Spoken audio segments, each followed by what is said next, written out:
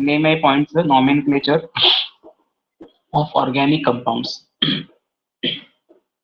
Of organic compound. Okay, so सगळ्यात महत्वाचा part याच्यामध्ये दोन नेमिंग सिस्टीम आहेत. एका ऑर्गॅनिक कंपाऊंडला नेम्स द्यायची असतील तर दोन नेमिंग सिस्टीम आहेत. First one is a trivial name system, trivial naming system.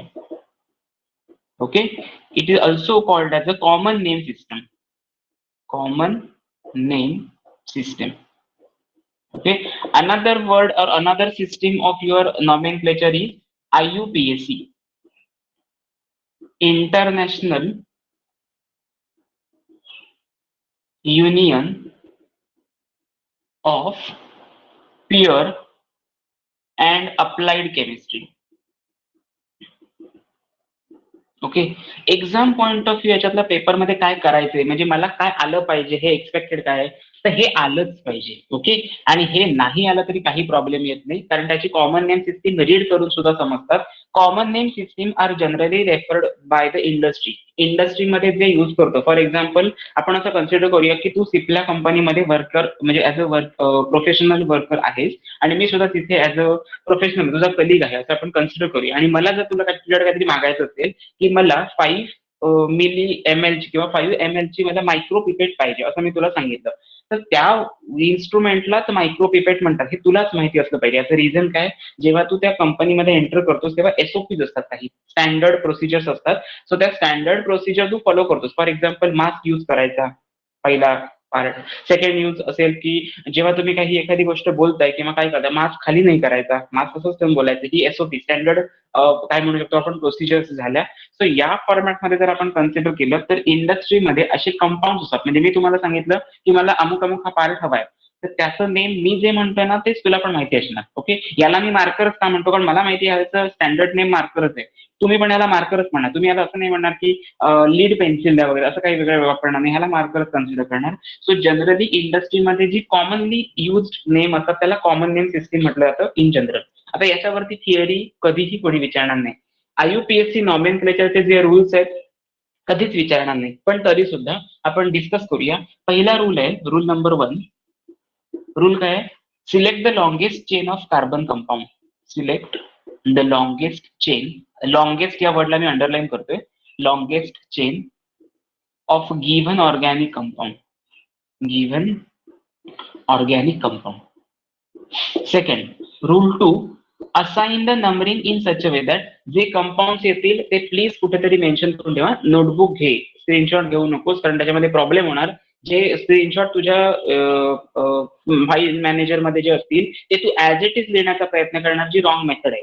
So सिक्वेन्शियली जाऊ देत तसं तसं तर, आणि तर ते अंडरस्टँडिंग चांगलं होईल. Select the longest chain of given organic compound, then assign the numbering, assign the numbering of the longest chain of carbon, longest chain of carbon in bracket selected in such a way that, in such a way that functional group possess, functional group possess lowest priority, lowest priority. Okay, next naming system कसं असेल, rule 3. Rule 3 naming system कसं असेल, सगळ्यात पहिल्यांदा लोकंट dash parent dash suffix. आता या लोकंटला आपण असं कन्सिडर करतो प्रिफिक्स. प्रिफिक्स आणि सफिक्स माहिती असेल, इंग्लिशमध्ये झालेलं असेल. जे नंतर येतं त्याला सफिक्स म्हणतो, जे अगोदर येतं त्याला प्रिफिक्स म्हणतो. आपण म्हणतो ना पोस्टपोन झाली एक्झाम, पोस्टपोन म्हणजे काय, अगोदर जी ठरलेली डेट होती, समजा असं कन्सिडर 18 डेट ठरलेली होती, ती पोस्टपोन झाली म्हणजे 20, 25, 26 अशी गेली. आणि प्रीपोन झाली म्हणजे काय, 18ची एक्झाम 15ला आली, याच महिन्यामध्ये 15 तारखेला आलेली आहे, त्याला आपण कन्सिडर करतो प्रीपोन. सो सिमिलरली प्रिफिक्स म्हणजे काय, जे अगोदर असणार, ते सफिक्स म्हणजे नंतर असेल. So these are some rules of IUPAC nomenclature. आता हे no one will ask about what are the rules of IUPAC nomenclature for 3 marks. Assign the rules of IUPAC nomenclature etcetera असे कोणी क्वेश्चन विचारत नाही. आता क्वेश्चन पेपरमध्ये जे questions येणार किंवा कसे टॅकल करायचे त्यांना ते आपण बघूया. काही कंपाऊंड्स मी बोर्डवरती देणार आहे, त्याच्यावरनं आयडेंटिफाय करायचं IUPAC नॉमेनक्लेचर. बरं, 10th स्टँडर्डला IUPAC नॉमेनक्लेचर समजलेले होते तुम्हाला? 10th स्टँडर्डला IUPAC नॉमेनक्लेचर समजले होते का? लाईव्ह चॅटमध्ये रिप्लाय दिला तरी चालेल, अदरवाईज तुमचा ऑडिओ ऑन करा, अनम्यूट करा ऑडिओ आणि रिप्लाय दिला तरी चालेल. ओम रोहन, 10th स्टँडर्डला सर वॉइस ब्रेक होता. ओके, आता क्लिअर येतोय? हा सर. ओके, 10th स्टँडर्डला IUPAC नॉमेनक्लेचर वगैरे जो काही पार्ट तुम्हाला 10th स्टँडर्डला चॅप्टर नंबर 9 मध्ये होता तो क्लिअर आहे तुमच्यासाठी?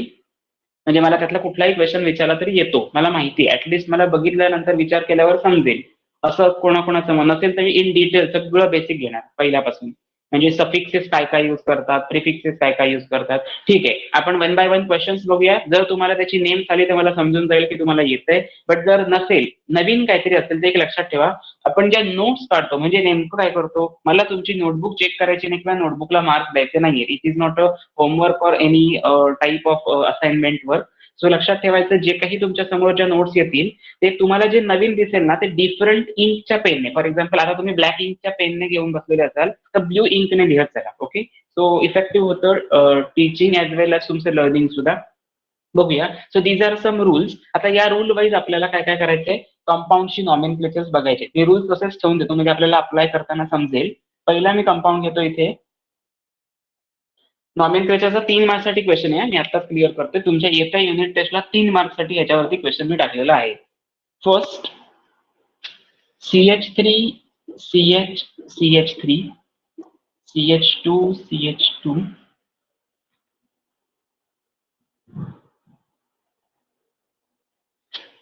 CH3. Okay, this is your first compound. Tell me IUPAC name. तर सगळ्यात पहिल्यांदा ते रूल बघूया काय काय आहेत ते.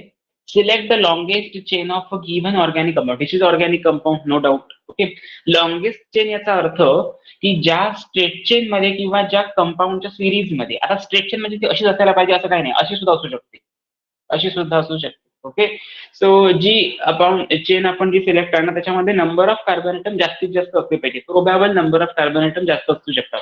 बघूया, 1 2 3 4 5 असं मी त्याला नंबरिंग केलं, कारण पुढे असं म्हटलं, then assign the numbering in the longest chain of selected carbon atom in such a way that functional group possess lowest priority. Here there is a no any OH group, CHO, aldehyde, ketone, amine, primary amine, secondary amine, tertiary amine, primary amide, secondary amine, tertiary amine, कुठलाच functional group याच्यामध्ये दिसत नाहीये. म्हणजेच काय आहे, तो hydrocarbon आहे. Okay, so जर तो हायड्रोकार्बन असेल तर नंबरिंग या फॉर्मॅट मध्ये करा की जिथे तुमचा फंक्शनल ग्रुप किंवा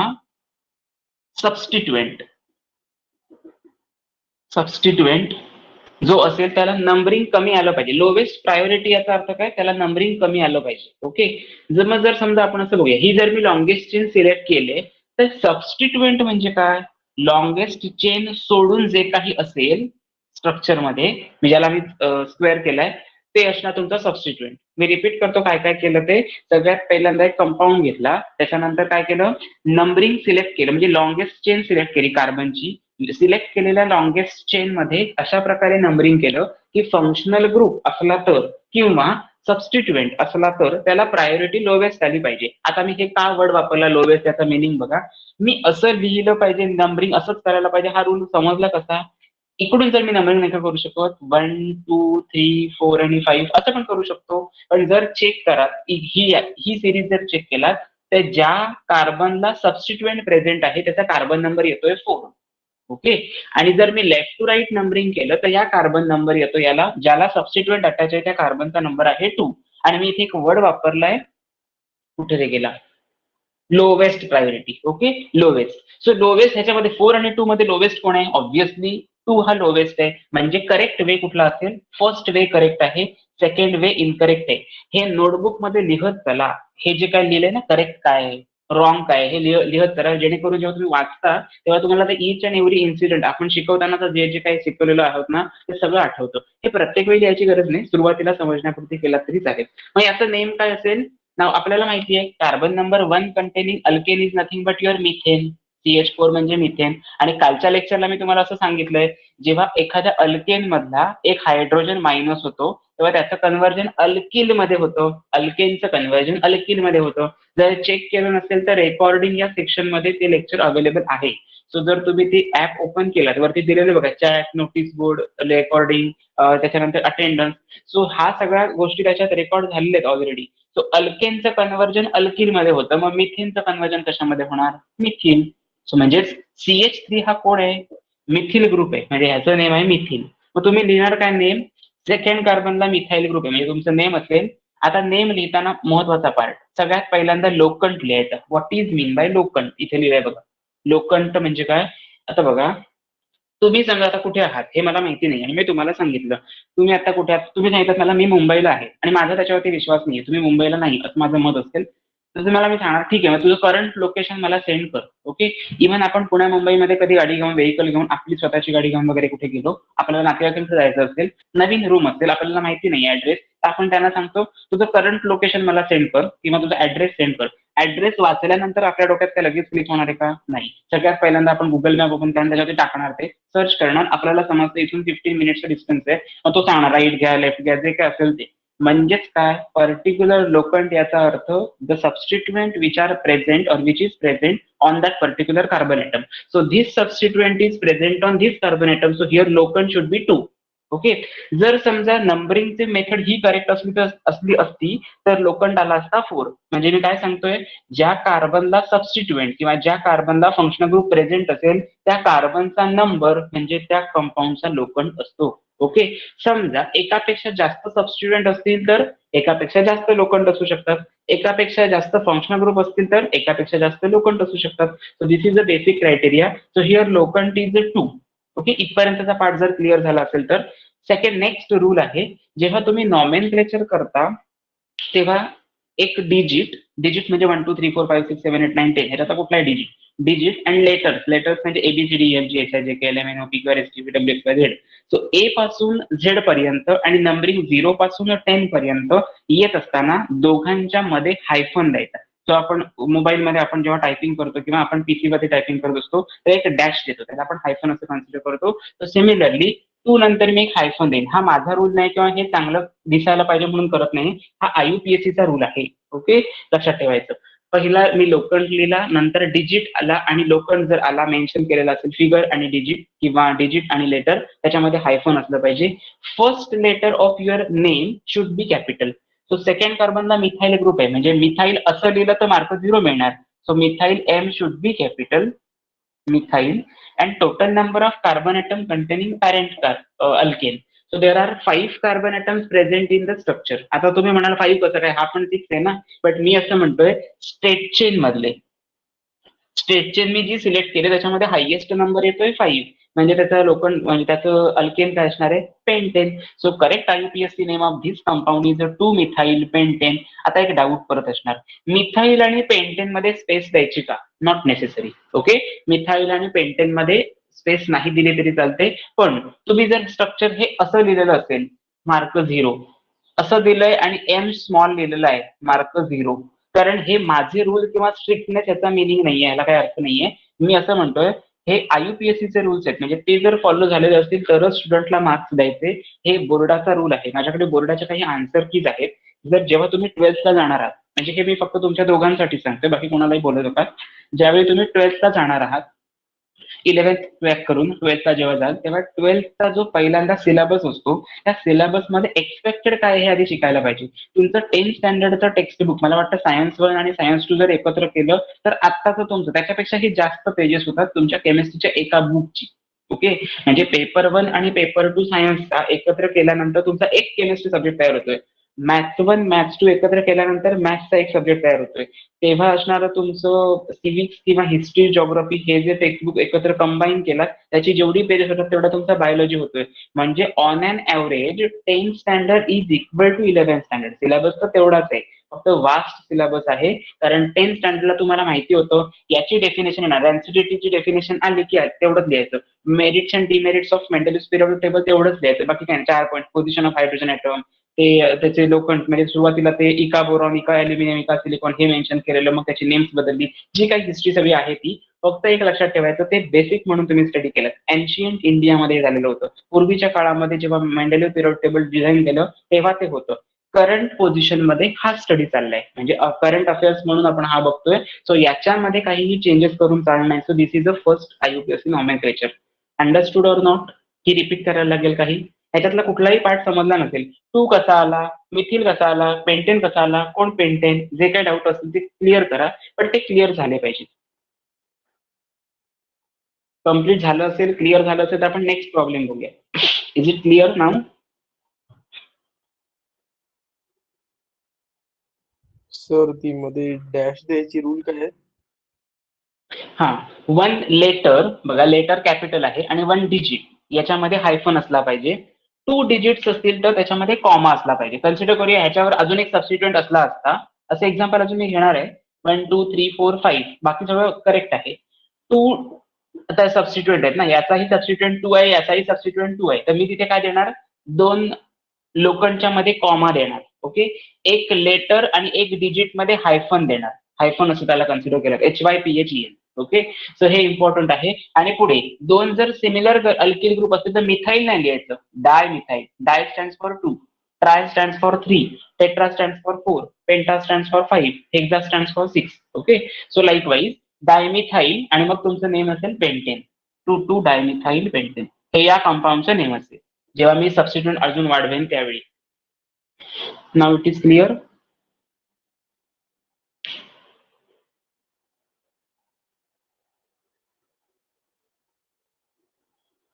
ओके, व्हेरी गुड रोहन. आता मी सगळं कन्क्लूड करतोय हा, त्याच्यानंतर आपण आता मी सगळं हे रफ करणार आणि सगळे कंपाऊंड द्यायला सुरुवात करणार आहे.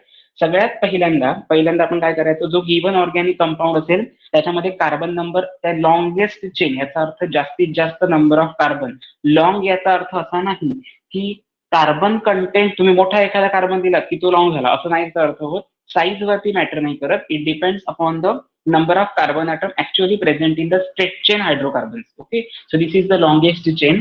त्यानंतर सेकंड क्रायटेरिया तुमचा असेल नंबरिंग करायचं त्या लॉंगेस्ट चेनला, पण नंबरिंग अशा in such a way that असा वर्ड वापरलाय बघा, in such a way that. Okay, म्हणजे या पद्धतीने नंबरिंग करायचं आहे की ज्याच्यामध्ये फंक्शनल ग्रुपची प्रायोरिटी तुमची लोवेस्ट असेल. फंक्शनल ग्रुप म्हणजे कोण, जो कुठला OH अल्कोहोल, आता ह्याच्यामध्ये हायड्रोकार्बनच होता, आता पुढच्या कंपाऊंड मध्ये OH येईल, CHO येईल, किटोन कंपाऊंड फंक्शनल ग्रुप येईल. मला वाटतं काल मी तुम्हाला ते कंपाऊंड दिले, functional group based on classification of organic compound based on the functional group. हा पार्ट आपण बघितला, त्याच्यामध्ये आपण हा सगळा पार्ट डिटेलमध्ये क्लिअर केलाय, बघितलाय. ओके, सो याच्यामध्ये काही डाऊट्स असतील तर ते त्याच वेळी क्लिअर. मी म्हणून म्हटलं केमिस्ट्रीचा स्टडी असा आहे की जर मी तुम्हाला सांगतोय, आतापर्यंत तुम्हाला सगळेच टीचर असं सांगत होते ना, आजचा अभ्यास आजच करायचा, उद्या मी तुमच्या नोटबुक चेक करणार, मग तुम्ही काय करायचा, सरांनी सांगितलं नोटबुक चेक करायचं, नोटबुक पटापट लिहून घ्यायच्या. नोटबुक लिहिताना कानात हेडफोन घालून दिला तरी चालतो, पण ते लिहून काढायचं, अशी तुम्हाला एक सवय झालेली होती.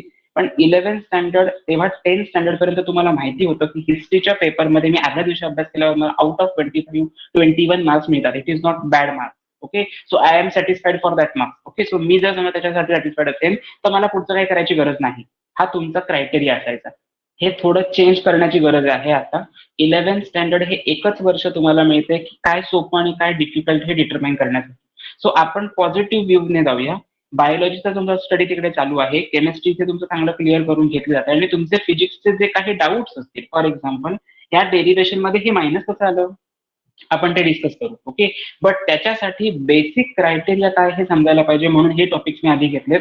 जर हे दोन्ही टॉपिक, हायड्रोकार्बन आणि हा टॉपिक, हे जर 2 टॉपिक तुमचे क्लिअर झाले तर मी गॅरंटी देऊन चांगले क्लिअर झाले, चांगले इन द सेन्स एकही त्याच्यामध्ये काही डाऊट राहिलेला नसेल तर, आणि तरच तुमचे मार्क्स रेडी. आणि मला गॅरंटी आहे मी जे टीच करणार आहे आजपर्यंत, मी कालही तुम्हाला सांगितलं मार्किंग स्कीम कशी आहे, या टॉपिकला जवळपास 12 मार्काचं वेटेज आहे तुमच्या अपकमिंग टेस्टमध्ये. 25 की 26 पासून जी तुम्हाला डेट एक्झामची अनाऊन्स झालेली आहे ती 2 तारखेपर्यंत चालणार, कारण सॅटर्डेला पेपर नसेल, सॅटर्डेला ऑफ असणार आहे. या महिन्यामध्ये सगळ्या सॅटर्डेजना ऑफ दिलेले आहे बिकॉज एसटी प्रॉब्लेम. सर्व्हिस ट्रान्सपोर्टने असं सांगितलंय की शनिवारी तुम्हाला एसटी प्रोव्हाइड केली जाणार नाही, सो कुठल्या स्कूलला. सो त्याच्यासाठी आपल्याला तो ऑफ मिळेल. म्हणजे आपण एक्सटेंड काय करायचं असेल, फॉर एक्झाम्पल मला केमिस्ट्रीचं थोडं अजून घ्यायचंय किंवा याच्यावरती तुम्ही टेस्ट घ्या आमची आधी, सोपं आहे करणं. ओके, मी तुम्हाला टेस्ट देऊन ठेवेन, पण त्याच्यासाठी मी माझं लेक्चर मिस नाही करणार. ओके, म्हणजे माझं मी लेक्चर कंटिन्यू करणार आणि तुम्हाला टेस्ट पेपर प्रॅक्टिससाठी देईन. तुमच्या टाइमने तुम्ही ते सॉल्व्ह करून मला सेंड केलं तरी चालेल, फक्त प्रामाणिकपणे सॉल्व्ह करा.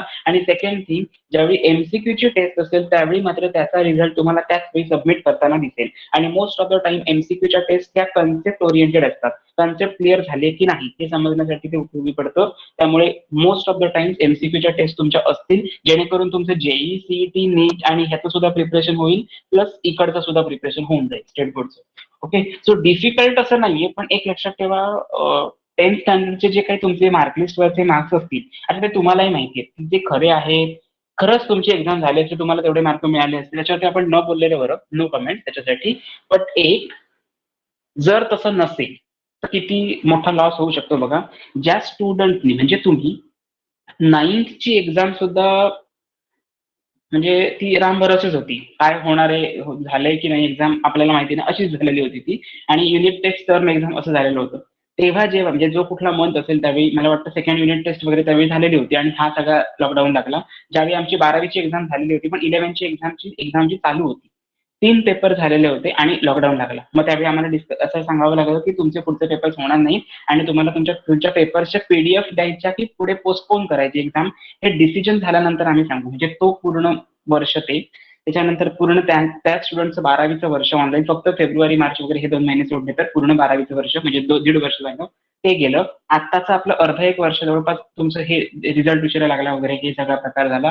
म्हणजे जवळपास 2.25 वर्षात पेपर 3 तासात टाइम लावून सॉल्व्ह करणे हा विषय झालेलाच नाही. बरोबर आहे, म्हणजे ते क्वाईट डिफिकल्ट जाणार पहिली टेस्ट देताना. मग आपण असं करूया, जे डिफिकल्ट आहे ते इझी करण्याचा प्रयत्न करू. मी म्हणतच नाही 25 पैकी 25 मार्क मिळायलाच पाहिजे, नको नाही मिळाले तरी चालतील, पण त्या कन्सेप्ट मात्र सगळ्या नाही. आयसोमेरिझम म्हणजे काय म्हटल्यानंतर आयसोमेरिझम काय असतं हा प्रश्न येतो नाही कधी. ठीक आहे, ते मला माहिती आहे, compound having same molecular formula असं काहीतरी असतं, पण ते नेमकं मला आठवत नाही, मी वाचल्यावर मला आठवणार. असं झालं तरी चालेल, पण ती कन्सेप्ट क्लॅरिफाय करून घ्या प्लीज, जे तुमच्या नीटसाठी इम्पॉर्टंट आहे. असे काही व्हिडिओज माझ्याकडे अवेलेबल आहेत क्वेश्चन्सचे. जसा हा तुमचा टाईप सिलेबस मी कव्हर करत जाईल ना, तिथे क्वेश्चनची क्वेश्चन बँक मी तुम्हाला सेंड करतो. एमसीक्यू आहे ते, त्याच्यामध्ये आन्सर सुद्धा आहे. तुम्हाला कधीही टाइम मिळेल, फॉर एक्झाम्पल आता तुम्ही जेवताय, जेवून झाल्यानंतर मला तर कंटाळा आलाय, पुस्तक आणि नोटबुक ह्याच्या बाहेर काहीतरी करायचंय काहीतरी, मग त्यावेळी तुम्ही ते जस्ट काय करा, स्क्रोल करत चला, एमसीक्यू वाचा. मी काय केलंय, एक एमसीक्यू आहे, प्रिंटेड बुकची ही आहे, ती प्रिंट आहे. त्या प्रिंटची स्कॅनरने मी स्कॅन करून तुम्हाला मी ती पीडीएफ सेंड करेन. ऑप्शन्स आहेत एबीसीडी, त्याला बी ला मी टिक केलं म्हणजे तिचं करेक्ट आन्सर. ओके, समजा तुम्हाला असं डाऊट आला की बी कसं काय सरांनी आन्सर केलंय, आन्सर तर सी असायला पाहिजे, तर तुम्ही विचारा सर 21 नंबरचा क्वेश्चन जो आहे तो मला डाऊट आहे, तो उद्याच्या लेक्चरला घ्या.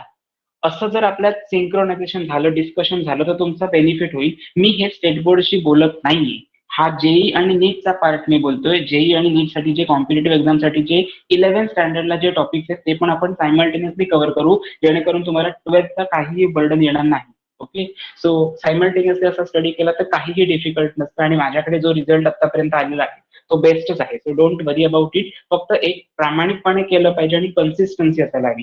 प्रामाणिकपणे ह्या शब्दामध्ये सगळं आलेलं आहे. ओके, बाकी मला काही बोलायचं नाही डिटेलमध्ये, कारण तुम्हाला तेवढं समजतं काय चुकीचं आहे काय बरोबर आहे, आपल्याला हे कळतं.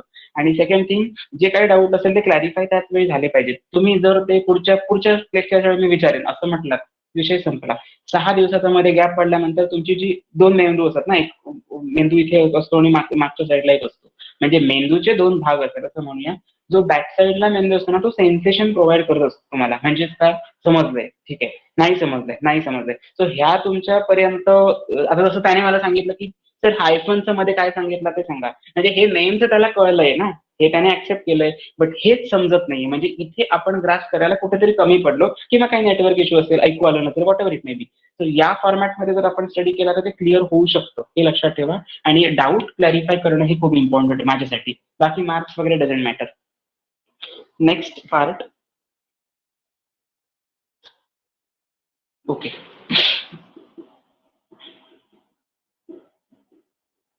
What is the name of the IUPAC name of this compound? आधी मला सांगा ह्याच्यामध्ये फंक्शनल ग्रुप कुठला आहे? लाईव्ह चॅटमध्ये दोघांचे रिप्लाय येऊ देत, बोलू नका का कोणी, लाईव्ह चॅटमध्ये रिप्लाय येऊ देत. What is the functional group in the given compound. जर कालचं लेक्चर व्यवस्थित बघितलेलं असेल, कालचा चार्ट पाठ केलेला असेल, त्याच्यातलाच हा कंपाऊंड आहे. Okay, which functional group is present in this structure. Just functional group, tell me. Don't tell any IUPAC name. Yes, it is a functional. Yes, but what is the name of function? This is a structural formula, home. But what is the name? मी काय विचारलं, what is the functional group. तुमच्या chart मध्ये जर तुम्ही check केला तर पहिल्यांदा chart दिलाय फंक्शनल ग्रुपचा आणि पुढे दिलेला आहे SF म्हणजे काय, स्ट्रक्चरल फॉर्म्युला. सो तुम्ही हा स्ट्रक्चरल फॉर्म्युला मला सांगताय, what is the name of that functional group. CHO means what?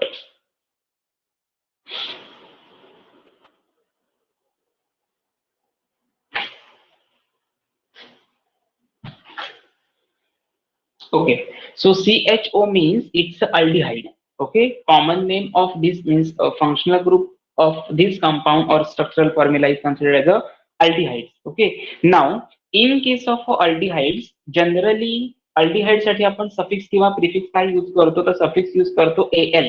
aldehydeच्या spelling मध्ये जो पहिल्यांदा AL आहे तो ऍज अ सफिक्स म्हणून आपण यूज करतो. म्हणजे सगळ्यात पहिल्यांदा आपला रूल काय आहे, select the longest chain of carbon atom. आता याच्यामध्ये लॉंगेस्ट म्हणजे 3च कार्बनचं दिसत आहेत, पण नंतर त्याने असा रूल सांगितलाय, assign the numbering in such a way that functional group possess lowest priority. आता मला तुम्ही सांगणार आहात फर्स्ट, सेकंड आणि थर्ड हा वे नंबरिंगचा करेक्ट आहे की फर्स्ट, सेकंड आणि थर्ड. मी याला नंबरिंग म्हणतो 1 फर्स्ट प्रायोरिटी आणि ह्याला म्हणतो second option. Option correct way कुठला करेक्ट आहे, फर्स्ट ऑप्शन करेक्ट आहे की सेकंड ऑप्शन करेक्ट आहे नंबरिंगचा, तुम्ही सांगा मला. Very good, very good. Yes, Rohan answer correct आहे. Keep it up. That is a second. So सेकंडला जर नंबरिंग असं असेल म्हणजे हा फंक्शनल ग्रुप आहे ना, म्हणजे ह्याला प्रायोरिटी लोवेस्ट झाली पाहिजे, ह्याला थर्ड प्रायोरिटी जाते म्हणजे तो नंतर जाणार. ओके, सो या केसमध्ये जर आपल्याला ओम करेक्ट आहे, सो या केसमध्ये आपल्याला काय करावं लागेल, अल्डिहाइड साठीचा जो सफिक्स असेल तो यूज करावा लागेल. बट त्याच्यासाठी एक रूल आहे महत्वाचा, म्हणून मी म्हटलं जे रूल्स असतात ते कधीच पण विचारत नाही, ऍप्लिकेशन विचारले जातात.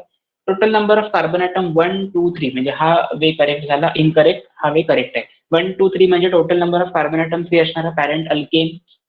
What is the name of 3 carbon containing alkane, त्याला काय म्हणतो आपण, 3 कार्बनचा अल्केनला आपण काय म्हणतो. Take your own time, but proper answer तुमच्याकडनंच येऊ देत. विचार करा, वेळ जाऊ दे, टायपिंगला वेळ झाला तरी चालेल, समजायला वेळ झाला तरी चालेल, पण आन्सर तुमच्याकडनंच येऊ दे. ज्या कंपाऊंड मध्ये 3 कार्बन असतात त्या कंपाऊंडला अल्केनला काय म्हणतात.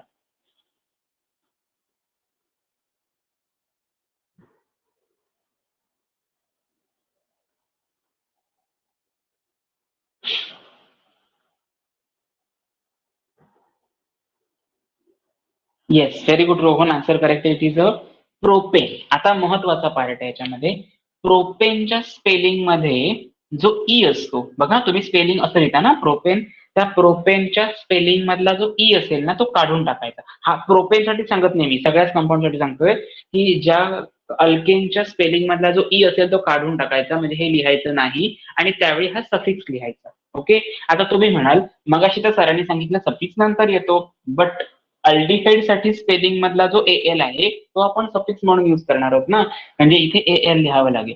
So name of this IUPAC name of this compound is a propanal, in that P should be capital. जर प्रोपॅनल असं लिहिलेलं असेल, आन्सर सगळं करेक्ट असेल तरी मार्क 0 मिळणार. ओके, हा माझा स्ट्रिक्टनेस नाही, हा माझा रूल नाही, हा IUPACचा रूल आहे. सो तो तुम्ही फॉलो करताय, सो प्लीज असं काही ठेवू नका की स्ट्रिक्ट आहे सर वगैरे. P should be capital. माझं एवढंच म्हणणं आहे की आपण जर आपण शिकतो ना, पहिल्यांदा कुठली गोष्ट तुम्ही शिकत असताना जो कोण सब्जेक्ट टीचर आहे त्याला तुम्ही पे करता, बरोबर आहे ना. तुम्ही काहीतरी त्याला फीच्या अमाऊंट मध्ये किंवा कॉलेजसाठी तुम्ही जे काय असेल तुमचं वर्किंग आहे त्याच्यासाठी तुम्ही पे करता, त्याच्यामध्ये आपला काहीही वाटा नसतो. आपण 1 रुपया कमवत नाही सध्या तरी. तर ह्या सगळ्या गोष्टी तुमचा हक्क आहे असं कन्सिडर करून बघा. म्हणजे हे मला समजायला पाहिजे हा माझा अधिकारच आहे. तुमचं उलट असतं, हे मी विचारलं तर मला सर काय म्हणतील, एवढं पण येत नाही कसं, पण आता नाही विचारलं तर पुढे आयुष्यात कधीच येणार नाही ना. मग वयाच्या 40व्या वर्षी विचारणार का ह्याचा IUPAC नेम जरा सांगा रे मला, असं सांगणार का, नाही. तर ते आत्ताच क्लिअर करून घ्या, काहीही डाऊट असू देत. फक्त एक आहे, जर चुकत असेल, समजत नसेल तर ते रिपीट करायला सांगायचं. ओके, मी आता काय केलं, लॉंगेस्ट चेन सिलेक्ट केली, त्याचा करस्पॉन्डिंग अल्केन लिहिला, त्याच्या स्पेलिंग मधला ई काढून टाकला आणि एल सफिक्स दिला. ओके, आता एल आणि प्रोपेन मध्ये काही नंबरिंग द्यायला पाहिजे का, गरज नाही, कारण total number of carbon atom 3 आहेत आणि फर्स्ट कार्बनलाच अल्डिहाइडिक फंक्शनल ग्रुप अटॅच आहे, त्यामुळे लोकंट वगैरे काही लिहायची गरज नाही. थर्ड एक्झाम्पल बघूया असंच, CH3 CH double bond CH dash CH double bond CH dash CH3. Okay, so first of all, identify the functional group in the given compound. आधी functional group identify करता आला पाहिजे, म्हणून तर मी कालचा चार्ट आधी घेतला. So what is the functional group in the given organic compound?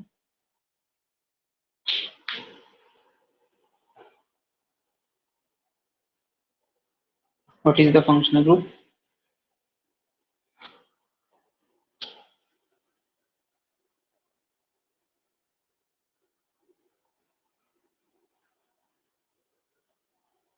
Just check the functional group, Rohan. If there is no any functional group, then how will you identify if? आता या compound मध्ये कुठला functional group होता, कुठलाच नव्हता असं म्हणून कसं चालेल, सफिक्स तर मी यूज केलाय ना कुठला तरी, ANE म्हणजे तो अल्केन होता, बरोबर आहे ना. सिमिलरली या केसमध्ये फंक्शनल ग्रुप कुठला असेल, फंक्शनल ग्रुप कुठला तरी कंपाऊंड मध्ये नसेलच तर आपण हायड्रोकार्बन असं तरी कन्सिडर करतो. ओके, आणि हायड्रोकार्बन परत 3 टाईपचे आहेत, अल्केन, अल्किन आणि अल्काइन. तर त्याच्यावरनं फंक्शनल ग्रुप असलाच पाहिजे ना. फंक्शनल ग्रुपच नसेल तर त्याच्या फिजिकल आणि केमिकल प्रॉपर्टी कशा डिटरमाइन करणार? No, it's incorrect Rohan. No, it is not alkane. जर तुम्ही चेक केला असाल, माझ्या मेमरी प्रमाणे मी आठवतोय, जे मी तुम्हाला काल टेबल दिलेलं होतं त्याच्यामध्ये 16, 17, 18 असं काहीतरी 3 शेवटचे कॉम्पोनंट दिले होते. त्याच्यामध्ये मी असं मेन्शन केलं होतं अल्किन, त्याच्यासाठी मी असं लिहिलं होतं बघा, C डबल बॉन्ड C आणि इथे लिहिलं होतं alkyne, not alkane. Okay, so it's alkyne because there is a double bond. आणि अल्केन कधी असतो, जेव्हा त्याच्यामध्ये सिंगल बॉन्ड असतो ना तेव्हा अल्केन असतो, डबल बॉन्ड असतो तेव्हा अल्किन असतो, आणि ट्रिपल बॉन्ड असेल तेव्हा अल्काइन असतो. मला वाटलंच होतं हा डाऊट येणार, म्हणून मी मुद्दाम हा क्वेश्चन मध्येच घेतला. ऍक्च्युली हा क्वेश्चन नंतर घ्यायला पाहिजे होता, पण मी मुद्दाम मध्ये घेतला, कारण का एक एक नवीन प्रत्येक एक्झाम्पल मध्ये काय काय समजत जाऊ दे तुम्हाला, म्हणजे ते कसं जेव्हा तुम्ही रिवाइज कराल तेव्हा सोपं पडेल, कारण आठवडाभर तुम्हाला आहे त्याच्यानंतर, म्हणून इट्स अल्किन. हा लक्षात ठेवायचं. कार्बन, आता हे नवीन समजलंय, म्हणजे माझं असं एक्सपेक्टेशन आहे की तुम्ही जो क्वेश्चन असा लिहिलाय ना त्याच्या बाजूला वेगळ्या रेड पेनने, ब्ल्यू पेनने, ग्रीन पेनने, whatever it may be, different इंकच्या पेनने त्याला स्टार मार्क करून काहीतरी लिहिताय, आणि नोटबुक मध्ये तुमच्याकडे हायलाइट असलेला चांगला ऑलवेज. ओके, हायलाइटरने, मार्करने तुम्ही ते हायलाइट करून ठेवा, एक्झामच्या वेळी तेवढंच वाचायचं, बाकी काय वाचायचंच नाही. Alkene is nothing but your carbon-carbon double bonded compound, that is unsaturated compound. Now count the total number of carbon atom and numbering. So me numbering start करतो, 1, 2, 3, 4, 5 and 6. Total number of carbon atoms are 6. Another way बघूया, 1, 2, 3, 4, 5 आणि 6. आता जर या दोघांमध्ये काय difference आहे असं म्हटलं तर माझं असं आन्सर आहे की there is no any difference. Why this is so? Because in the first case or in the first numbering method, double bond there are 2 types of double bond. It is not actually alkene.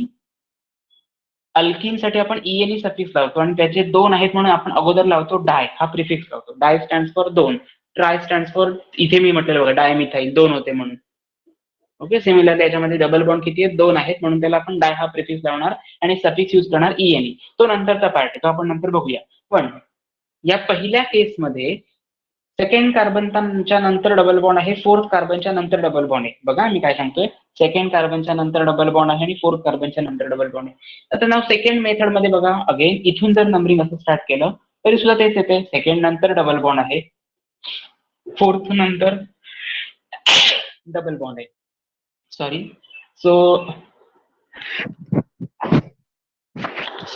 So this is nothing but your locant as well as a numbering correct way. आता बरेचसे student काय करतात बघा, मी तुम्हाला काय सांगितलं, ज्या कार्बनच्या नंतर डबल बॉन्ड आहे ते नंबर घ्यायचे. बरेचसे मुलं उलट स्वतःच डोकं चालवतात, ज्या कार्बनच्या अगोदर डबल बॉन्ड आहे तो लिहितात, म्हणजे 3 आणि 5. जे आन्सर इनकरेक्ट असेल, रॉंग असेल अकॉर्डिंग टू IUPAC रूल.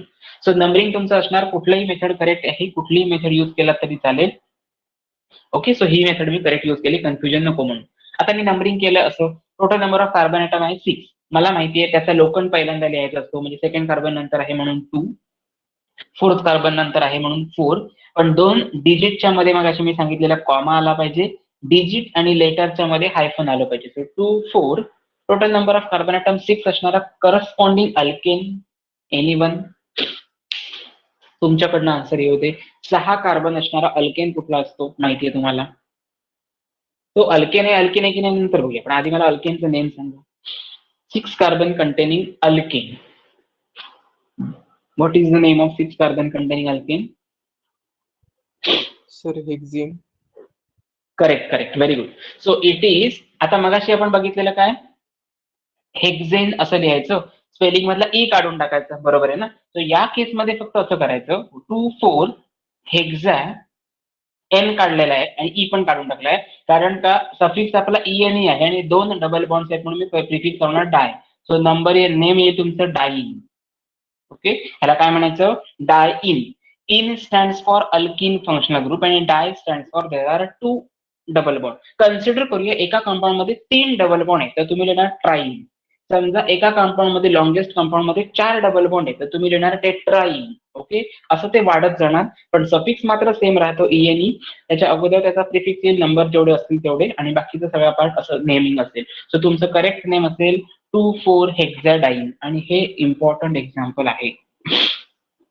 इथे मुलं मिस्टेक करणार, बरेचसे स्टुडंट असं लिहिणार 1 2 3 4 5 6 कार्बन आहे, सेकंड कार्बनचा डबल बॉन्ड, तुम्ही लिहिणार हेक्स 2 ENE. आन्सर रॉंग आहे.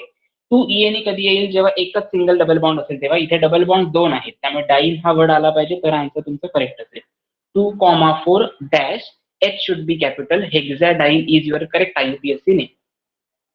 Okay sir. हा बोल. Sir repeat, sir please again repeat. Sir ठीक आहे. ते 2 कधी वापरायचं आणि डाय कधी वापरायचं परत एक्सप्लेन करा. ओके, टू हा लोकंट मेन्शन करायचा, ज्या कार्बन नंतर डबल बॉन्ड आहे ना, कार्बन नंबर मी सिलेक्ट केलेले आहे, त्याच्यानंतर सेकंड कार्बन नंतर डबल बॉन्ड वापरला, फोर्थ कार्बन नंतर डबल बॉन्ड आहे स्ट्रक्चर मध्ये, म्हणून मी इथे 2 आणि 4 हे त्याचे लोकंट आहेत ते लिहून घेतले आधी.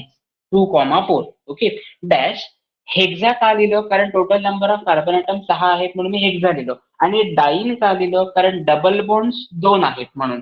समजा मी अजून एक कंपाऊंड घेतो इथे, CH2 double bond CH dash CH double bond CH dash CH double bond CH dash CH2 CH3.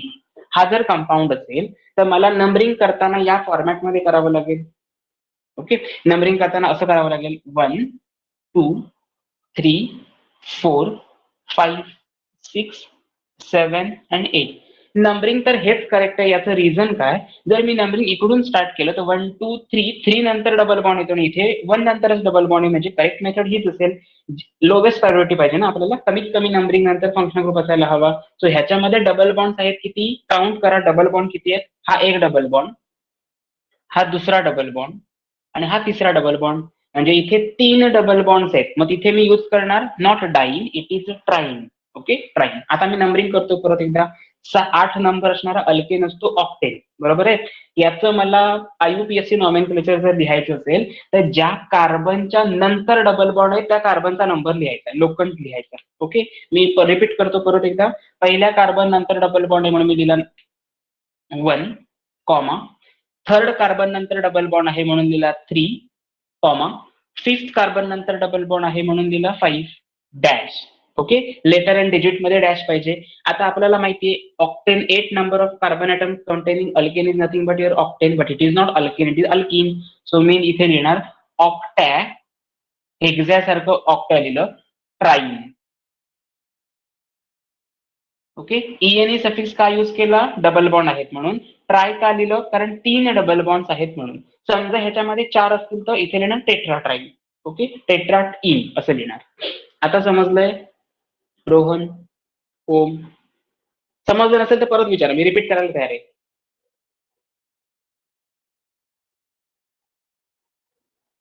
Sir. हा बोल.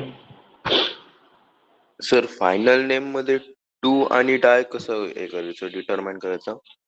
आता फर्स्ट एक्झाम्पल मध्ये कुठे? 2, फर्स्ट एक्झाम्पल मध्ये फायनल नेम आहे ना 2 मिथेन नॉल पेंटेन, आणि थर्ड एक्झाम्पलचं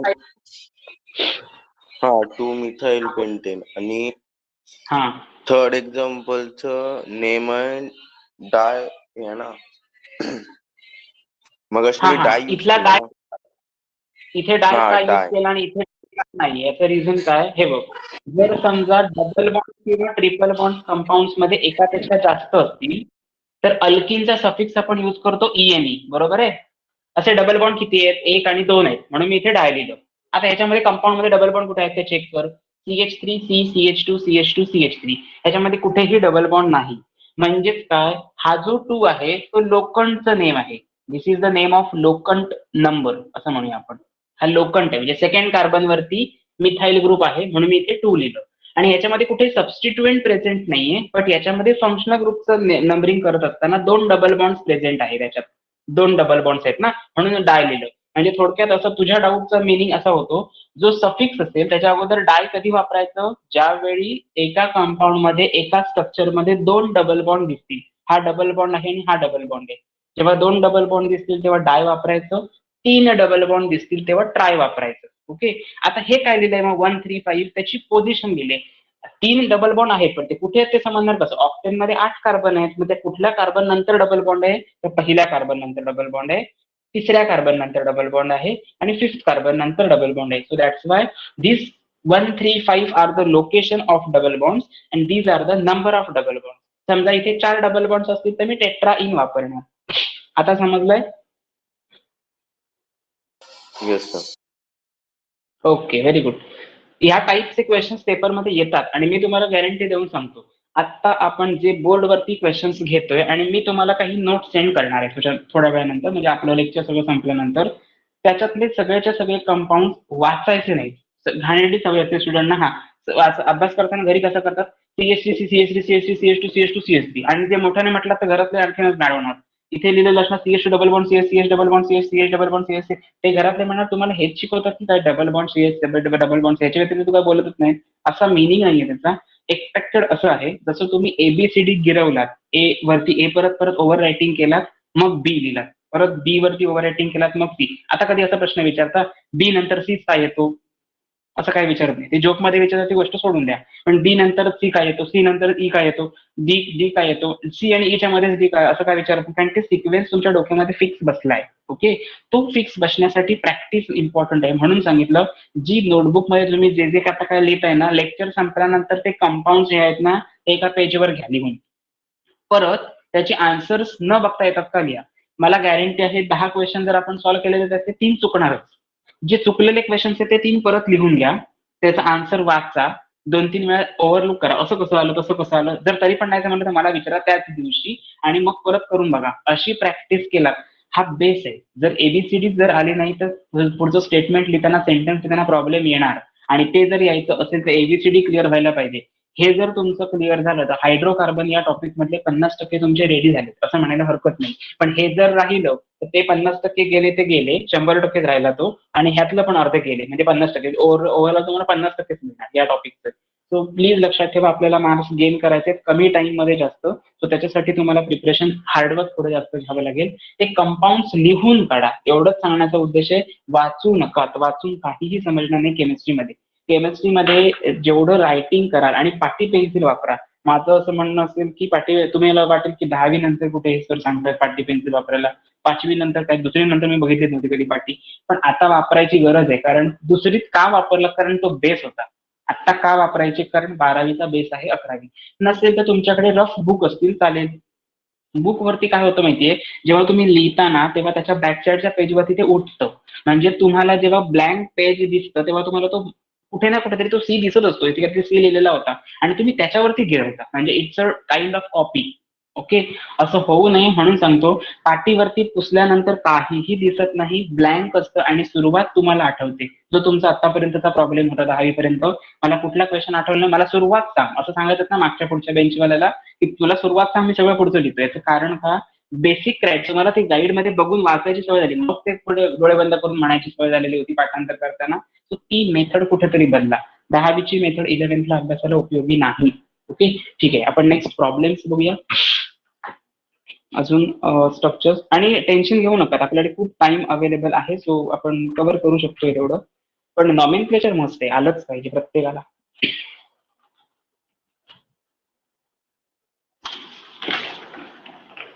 ओके, नेक्स्ट कंपाऊंड. हे लिहून झाले सगळ्यांचं?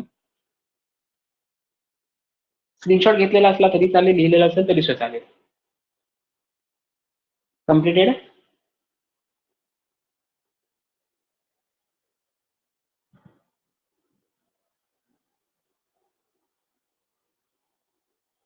Okay, very good. So the fourth question.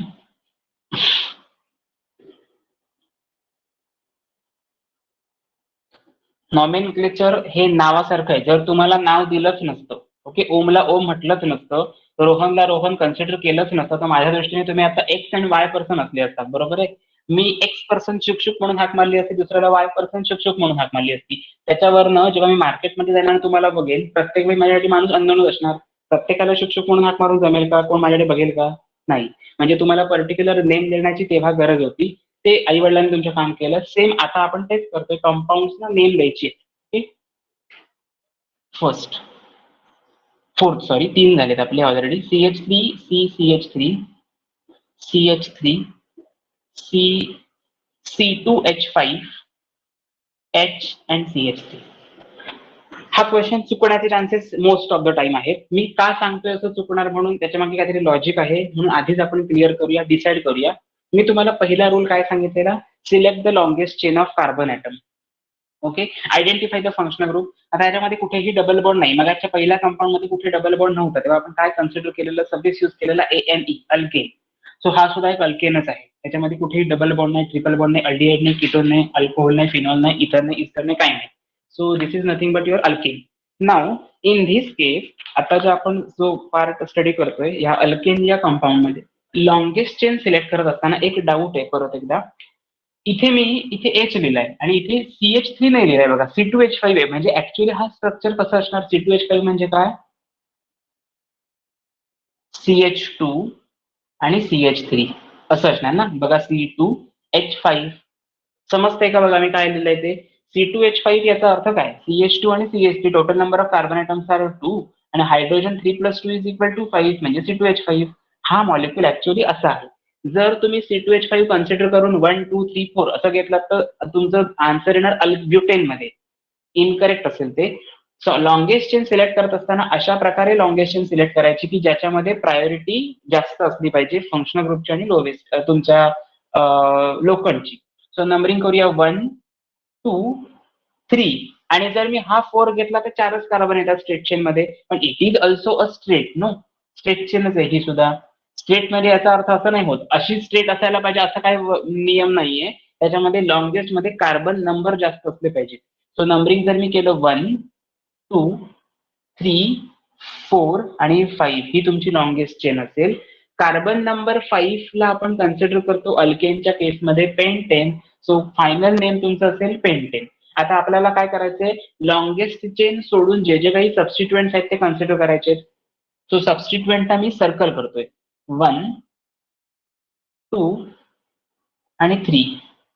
हा सुद्धा काय हायड्रोजन असेल त्याचं काय कन्सिडर करायची गरज नाही. सो आपल्याकडे लोकंड किती मिळाले किंवा फंक्शनल ग्रुपला सबस्टिट्युएंट किती आहेत? 1, 2 आणि 3 सबस्टिट्युएंट्स आहेत. सो नंबरिंग तुम्ही करताना कसं करणार? आता बघा, सगळे सबस्टिट्युएंट तर सेमच आहेत म्हणजे काय प्रश्न येणार नाही. डाय ट्राय वगैरे आपण जर मगाशी बघितलं तसं आपण लिहू शकतो. आता जरा चेक करा कुठल्या कार्बन वरती सबस्टिट्युएंट आहेत, त्या कार्बनचे नंबर जरा मला सांगा तुम्ही तुमच्याकडनं. आन्सर तुमच्याकडनं येऊ दे. ज्या कार्बन वरती सबस्टिट्युएंट्स प्रेझेंट आहेत जे सर्कल केलेले आहेत त्या कार्बनचे नंबर मला तुम्ही सांगणार आहात. ज्या कार्बन वरती सबस्टिट्युएंट्स प्रेझेंट आहेत त्या कार्बनचे नंबर, जेवढे नंबर ऑफ सेकंड अँड हा थर्ड. बोला. ओके, करेक्ट आहे. सेकंड अँड पण थर्ड. आता हा करेक्ट आहे. बट याच्यामध्ये एक परत मला डाऊट होता. एक्सपेक्टेड मला हेच होतं तुमच्याकडनं आन्सर सेकंड आणि थर्ड. पण अजून एक लक्षात घ्या, नंबर ऑफ सबस्टिट्युएंट किती आहेत जरा चेक करा. याचा लोकंट आहे 2 याचा सुद्धा लोखंड 2च आहे आणि याचा लोखंड आहे 3, बरोबर आहे. म्हणजेच तुम्ही लिहिताना जेवढे नंबर ऑफ सबस्टिट्यूएंट असतील तेवढे लोखंड लिहावे लागतात. म्हणजेच फॉर एक्झाम्पल माझ्या घरामध्ये माझं आत्ताचं लोकेशन असं आहे की मी या घरामध्ये उभा आहे, माझ्या घरामध्ये मी उभा आहे, पण माझ्याच घरामध्ये अजून कोणाकडे तरी मोबाईल असेल आणि त्याचं पण लोकेशन हेच दाखवत असणार ना, हे घर असं दाखवत असणार. म्हणजेच एकाच लोकेशन वरती आम्ही 2 जण आहोत, बरोबर आहे. सिमिलरली या केसमध्ये सुद्धा सेकंड कार्बन वरती हा मिथाईल म्हणून मी 2 लिहिला, सेकंड कार्बन वरतीच दुसरा पण मिथाईल आहे म्हणून मी कॉमा देऊन परत 2 लिहिला आणि तिसऱ्या कार्बन वरती मिथाईल आहे म्हणून मी 3 लिहिला. आता मात्र तो मगाचा जो रोहनचा डाऊट होता तो, there are 3 methyl group. So 3 साठी आपण काय यूज करतो, मगाशी 2 साठी मी डाय म्हटलेलं, तर 3 साठी काय सांगणार मी, ट्राय. हे ट्राय कोण आहेत, 1 2 3 हे कोण आहेत, मिथाईल आहेत, मिथाईल. आणि total number of carbon atom किती आहे स्ट्रेट चेन मध्ये, 5. सो 5 असणारा अल्केन कुठला असतो, पेंटेन. सो तुमचं करेक्ट IUPAC नेम असेल 223 trimethyl pentane is your correct IUPAC name. T capital नाही काढला, स्मॉल काढला, मार्क 0. 223 मध्ये कॉमा दिलं नाही, 223 झालं, मार्क 0.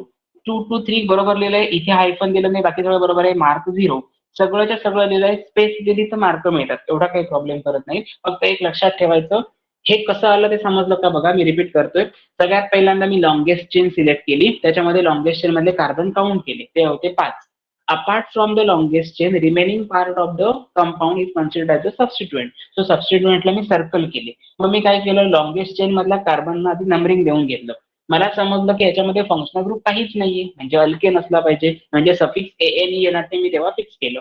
पुढे काय केलं, ज्या कार्बन वरती किंवा जिथे कुठे सबस्टिट्यूएंट्स प्रेझेंट आहेत त्याचे लोखंड मेन्शन केले. लोखंड कधी करणार, जेव्हा नंबरिंग केलेलं असेल तर. ज्या कार्बन वरती मगाशी सांगितल्याप्रमाणे दुसऱ्या आणि तिसऱ्या कार्बन वरती लोखंड आहेत, पण दुसरे सबस्टिट्यूएंट्स आहेत, पण दुसऱ्या कार्बन वरती 2 सबस्टिट्यूएंट्स आहेत, म्हणजे हा आणि हा, म्हणजे प्रत्येकाचं लोकेशन आलं पाहिजे. हा नवीन रूल समजला. ज्या कुठल्या सबस्टिट्यूएंट, ज्या कंपाऊंड मध्ये सबस्टिट्यूएंट कुठेही प्रेझेंट असतील त्या प्रत्येकाचे लोखंड त्याच्यामध्ये दिसले पाहिजे. याच्यामध्ये 2 आहे, हा आहे 2 आणि हा आहे थर्ड कार्बन.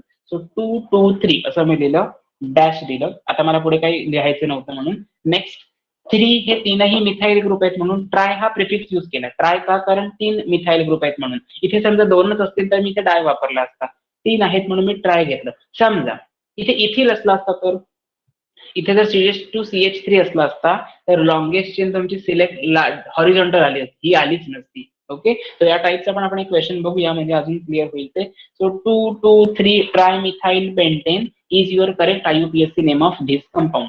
आता याच्यामध्ये कुणाला काही डाऊट असेल, ट्राय कसा आला, 2 कसा आला, पेंटेन कुठून आला, तर जे काय असेल ते विचारा. नसेल तर आपण पुढचा क्वेश्चन घेऊया. चुकलं तरी चालेल, आत्ताच विचारा आपण, एवढं लक्षात ठेवा. वेळ जाऊ दे किती, तो काय प्रॉब्लेम नाही, आपल्याला येण्यासाठीच तर आपण हे करतोय ना join.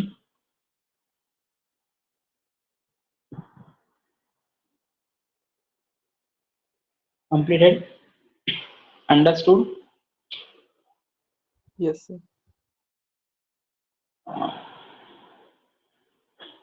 Very good Rohan, keep it up. Next 5th compound.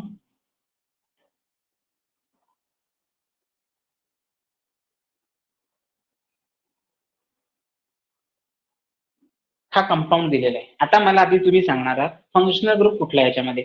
Me functional group विचारलाय, मला स्ट्रक्चरल फॉर्म्युला सांगायचा नाही. CHOOH NH2 amine primary secondary जे नाव असेल ते सांगायचं. Which functional group is present in this structure. Sir alcohol. Very good, very good. What is the suffix used for alcohol. 10th standard झालेलं आहे म्हणून विचारतोय. अल्कोहोलचं स्पेलिंग मी इथे लिहितो, ह्याच्यामध्ये सफिक्स काय असतो तो तुम्ही मला सांगणार आहात. म्हणजे अल्कोहोल, याच्यामध्ये अल्कोहोल असा शब्द तर आपण लिहू शकत नाही, म्हणजे काहीतरी सफिक्स प्रिफिक्स यूज केले पाहिजेत. मग तो काय असतो.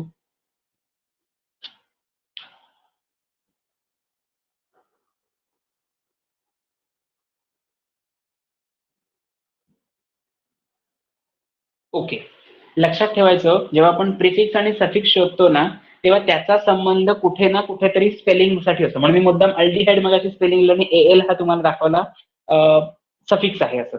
अल्कोहोल मध्ये हा जो OL आहे ना शेवटचा तो सफिक्स म्हणून यूज केला जातो. म्हणजे OL हा तो मिथॅनॉल, इथॅनॉल, प्रोपॅनॉल, पेंटॅनॉल, ब्युटॅनॉल असं जे आपण म्हणतो, सो त्याच्यामध्ये OL हा सफिक्स असतो. ओके, सो या केसमध्ये तुम्ही OL हा सफिक्स करणं एवढं कन्फर्म झालं. आता मला सांगा नंबरिंग आपला रूल काय, select the longest chain of, नेहमी रूल्स विसरायचे नाही. Longest chain of carbon atom 1, 2 आणि 3 कन्सिडर करूया. मी नंबरिंग राईट टू लेफ्ट केलं 1, 2 आणि 3. आपला रूल त्याच्यानंतरचं काय आहे, assign the numbering in such a way that functional group or your काय म्हणतो आपण त्याला सबस्टिट्युएंट्स आर प्रेझेंट और पजेस लोवेस्ट प्रायोरिटी. आता याच्यामध्ये मी इकडून नंबरिंग केलं तर हा फंक्शनल ग्रुप तुम्हीच सांगितलं मला OH हा फंक्शनल ग्रुप आहे, सो जो सेकंड कार्बन वरती आहे. मी राईट टू लेफ्ट नंबरिंग केलं तरी पण तो सेकंड कार्बन वरतीच आहे. म्हणजे काय, फंक्शनल ग्रुप हा सेकंड कार्बन वरतीच आहे, काहीही चेंज केलं तरी आन्सर तेच येणार आहे. Okay, so now tell me what will be the IUPAC name of this compound. आता मी तुम्हाला सगळं सांगितलंय, फक्त तुम्हाला कार्बन काउंट करायचे, त्याचा जो अल्केन असेल तो लिहायचा आहे, पण त्या अल्केनच्या स्पेलिंग मधला ई काढून टाकायचा आहे, त्याचा लोकंट मेन्शन करायचा आहे, OH चा कुठे प्रेझेंट असेल तो, आणि त्याचा सफिक्स यूज करायचा आहे. Now tell me the correct IUPAC name of this compound. Take your own time but give me correct answer only. तुमच्या समोर हातामध्ये पेन नोटबुक सगळं असेल तर तुम्ही ते सगळं घेऊन बसा आणि तसंच लिहा. डायरेक्ट आन्सर सांगू नका, चुकू होऊ शकते म्हणून.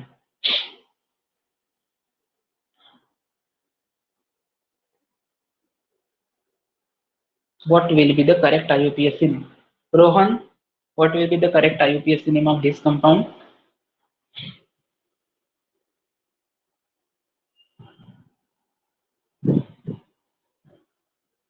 कसं लिहायचं मी सांगितलंय. सगळ्यात पहिल्यांदा कार्बन नंबर काउंट करायचे, त्याचा करस्पॉन्डिंग अल्केन जो कुठला असतो ते तुम्हाला माहिती असायला पाहिजे, तो लिहायचा. अल्केनच्या स्पेलिंग मधला ते ई काढून टाकायचा. मग जो सबस्टिट्युएंट प्रेझेंट आहे किंवा फंक्शनल ग्रुप प्रेझेंट आहे तो ज्या कार्बन नंबर वरती आहे त्या कार्बनचा नंबर डॅश काढून द्यायचा, कारण लेटर अँड डिजिट मध्ये हायफन असला पाहिजे म्हणून. अगेन नंतर त्याचा सफिक्स लिहायचा, जो कुठला फंक्शनल ग्रुप असेल त्याचा सफिक्स. आता अल्कोहोलसाठी सफिक्स यूज काय करतात तुम्ही तुम्हाला सांगितलंय, OL नावाचा सफिक्स यूज करतात अल्कोहोलसाठी. मग आता याचा IUPAC नेम काय असेल?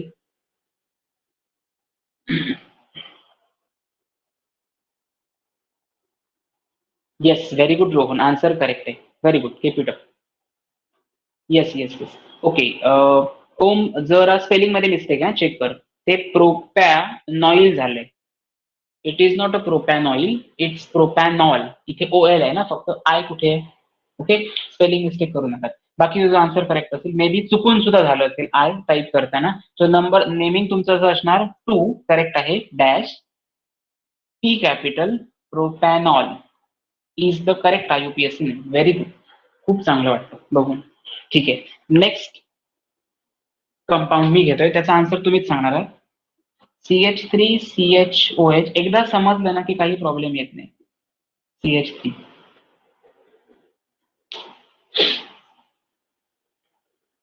फंक्शनल ग्रुप आयडेंटिफाय करणे पहिलं काम. त्या फंक्शनल ग्रुपला अशा प्रकारे नंबरिंग करायचं की त्या फंक्शनल ग्रुपला प्रायोरिटी लोवेस्ट आली पाहिजे असं नंबरिंग करायचं, हे दुसरं काम. नंतर त्याचा लोकंटचा नंबर कुठे असेल तो लिहायचा, अल्केन डिटरमाइन करायचा, स्पेलिंग मधला ई काढायचा, फंक्शनल ग्रुपचा सफिक्स यूज करायचा, आन्सर सांगायचं.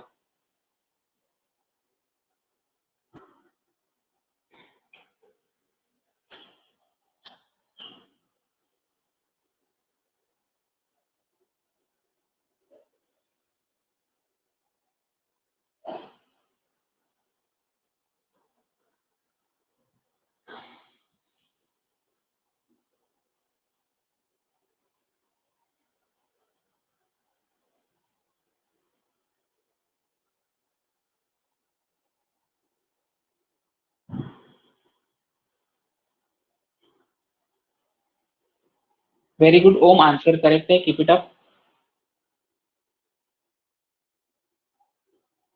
Yes yes yes. ओके, काय कसं केलं बघा, 1 2 3 4 जरी तुम्ही लिहिलेलं असेल आन्सर करेक्ट, तरी हे नंबरिंग करायला मी अजूनही विसरले नाही, मला सगळी नावं माहिती असली तरी. तुम्ही पण आपण बेसिक विसरायचं नाही कधी. सेकंड कार्बनला अल्कोहोलिक ग्रुप आहे, अल्कोहोलसाठी सफिक्स यूज केला जातो OL. ओके, सेकंड कार्बन वरती OH प्रेझेंट आहे, म्हणजे पहिल्यांदा 2 येणार, एवढा काय प्रश्नच नाही याच्यामध्ये, नंतर डॅश देणार. Total number of carbon atom 4 containing corresponding alkane should be butane. So butane मधला B कॅपिटल ई काढून टाकला आणि अल्कोहोलचा सफिक्स यूज केला OL, संपला विषय. ब्युटॅनॉल. Very good. ओके, ठीक आहे. नेक्स्ट, लिहून झालंय का तुमचं? स्क्रीनशॉट घेतला तरी चालेल किंवा लिहत असाल सायमल्टेनियसली तरी सुद्धा बेटर आहे. कम्प्लीट झालं असेल तर फक्त सांगा, आपण पुढचे कंपाऊंड्स घेऊया. अजून काही फंक्शनल ग्रुप्स आहेत ना, ऍटलीस्ट प्रत्येक फंक्शनल ग्रुपचे 2-2, 3-3 एक्झाम्पल्स तुम्हाला आले पाहिजे. एक्झामिनरचा माइंड फक्त एक सांगून ठेवतो, मी जे तुम्हाला नोट्स मध्ये आता जे पाठवणार आहे PDF, आता मी तुम्हाला थोड्या वेळानंतर काय करेन, फोटो करेन त्याचा, आणि तुमच्या ऍपमध्ये स्टडी मटेरियल सेक्शन, असं एक स्टडी मटेरियल नावाचं एक सेक्शन आहे.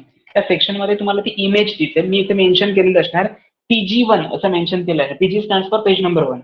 PG2 असं मेन्शन केलेलं असणार. सो तुम्ही 30 compound exam point of view बघणार आहात. त्यातलेच पेपरमध्ये मी क्वेश्चन टाकलेले आहेत. सो प्लीज ते तुम्ही जास्तीत जास्त चांगले प्रिपेअर करायचंय.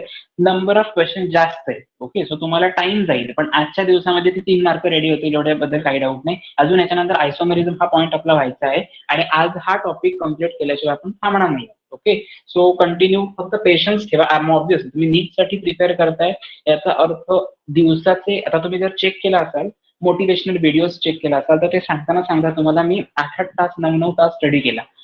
9 तास स्टडी केला याचा अर्थ 9 तास अगदी काय चिकटून बसलेले होते का तिथे? नाही. त्यांनी दिवसभर आपलं सांगितलं, म्हणजे त्यांचं काहीतरी प्लॅनिंग होतं. मॉर्निंगला 6 तास क्लास झाल्यानंतर, 4 तास क्लास झाल्यानंतर, तर हे प्लॅनिंग असतं त्यांचं. आणि मध्ये मध्ये गॅप द्यायची, थोडा ठेवायचा गॅप. शक्यतो त्या वेळेमध्ये कॉफी किंवा चहा पिण्याची सवय नसावी. ओके, गरम पाणी प्या. ओके, तल्लख होते बुद्धी, हे एक. आणखीन सेकंड थिंग म्हणजे हे सांगायला नको खरं तर, कारण मोस्ट ऑफ तुमचे पेरेंट्स खूप चांगले आहेत. ते काही जण तर डॉक्टर वगैरेच आहेत, त्यांना काहीच प्रश्न नाहीये. बट तरी सुद्धा बदाम असतो माहिती आपल्याला ना, पाण्यात घालून ठेवायचा रात्री. बदाम पाण्यात रात्री घालून ठेवायचा आणि मॉर्निंगला ते पाणी काढून टाकायचं आणि साला सकट तो बदाम खायचा. ओके, ज्यांना कोणाला पित्ताचा, मी बदाम एक खायला सांगितलंय, पाव किलो बदाम भिजत घालायला सांगितले नाही तर तुम्ही सांगाल सर आणि पाव किलो भिजत घालायला सांगितलं, फटाफट घेऊन या आणि मी भिजत घालतो. असं करायचं नाहीये. एक बदाम डेली बेसिस वरती खायचा. रात्रीच्या वेळी झोपताना पॉसिबल असेल तर थोडंसं मिल्क, 1 कप ऑफ मिल्क. आता तुम्ही तिकडे गेल्यानंतर हॉस्टेलला तुम्हाला ह्या सगळ्या गोष्टी अवेलेबल नसतात, म्हणून मी सांगितलंय. जो स्टडी मी जसा केलाय तसंच मी तुम्हाला फॉलो करायला सांगतोय. मॉर्निंगला किती वाजता उठायचं आहे मला सकाळी, शक्यतो लवकर उठून अभ्यास करावा, लक्षात चांगला राहतो. आफ्टरनून किंवा रात्री उशिरा, मी 2 वाजेपर्यंत रात्री अभ्यास करतो. प्रॉब्लेम असा होतो की तुम्ही उठता सकाळी 10 वाजता, सकाळचा सूर्योदय जो तुमचा कधी बघितलेलाच नसतो कधी. जसं जसं जे नेचरचं आहे ना, ते फॉलो करण्याचा प्रयत्न करा. संध्याकाळ लवकर होते म्हणजे रात्री लवकर झोपायचं, सकाळ लवकर होते सकाळी लवकर उठायचं. संध्याकाळच्या वेळामध्ये पक्षी वगैरे फिरत असतात, आपण पण थोडं फिरायचं, नेचरच्या कॉन्टॅक्टमध्ये आपण पण जायला पाहिजे. सो ह्या गोष्टी जर प्रॉपर फॉलो केला, काही डिफिकल्ट नाही. नेचरच्या अपोजिट केला, सकाळी लवकर उजाडतो, आपण 12 वाजता उजाडायचं, विषय संपला. मग त्याच्यामुळे होतं कसं की टेंडन्सी राहत नाही ह्युमन. आणि जेवढं लाईफ स्पॅन आहे, समजा 70, 72, 80% वर्ष आपण जगणार आहोत, 1-1 वर्ष आपण दररोज कमीच करत असतो, हे लक्षात ठेवायचं. सो असं काही करू नका. सो त्याच्याबरोबर जाणारी फास्ट फूड, थोडं जंक फूड कमी खा. मी खाऊच नका असं म्हणत नाही, सध्याच्या जन्म मला पण आवडतं. ओके, मला पण आवडतं पिझ्झा वगैरे, मला पण सगळं आवडतं. पण म्हणून असं नाही, घरामध्ये केलेलं किंवा असं जास्तीत जास्त फास्ट फूड केलं तरी चालेल. मार्केटमधलं कमी खाण्याचा प्रयत्न करा. आणि सेकंड थिंग मी जे सांगितलं ते, थोडं मेडिटेशन करा. मोटिवेशनल व्हिडिओज चेक करा. 8-8 तास त्यांनी स्टडी केला, ते काही कंटिन्यू बसलेले नव्हते. तुम्हाला पण फ्रेश वाटलं पाहिजे म्हणून गॅप द्यायचा मध्ये, थोडं गरम पाणी प्यायचं, फिरून यायचं, बाहेर जाऊन यायचं. मी गरम पाणी मुद्दाम असा वर्ड वापरला कारण त्याचा इफेक्ट होतो तुमच्या बॉडीवरती, तुमच्या एक्सपिरेटरी सिस्टीम मध्ये. तुम्ही कंटिन्युअसली बसून असता, बरोबर आहे, मग त्रास होतो त्याचा. ते होऊ नये म्हणून, आता तर काय ऑनलाईन असल्यामुळे मोबाईलमुळे डोळ्यांचे प्रॉब्लेम झालेले असतात, तर ते होऊ नये म्हणून सांगितलं. असं कन्सिडर करा की तुमचा मोठा भाऊ तुम्हाला सांगतोय, असं कन्सिडर करा आणि त्याप्रमाणे फॉलो करा. ठीक आहे, next.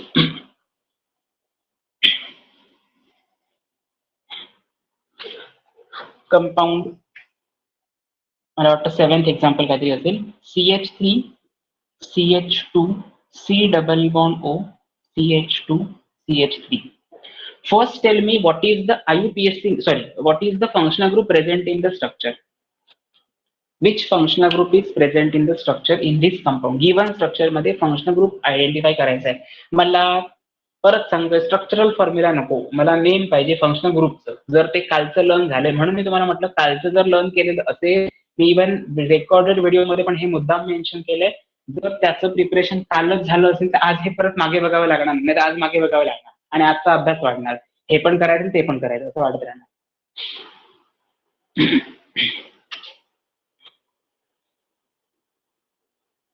What will be the which functional group is present in this structure?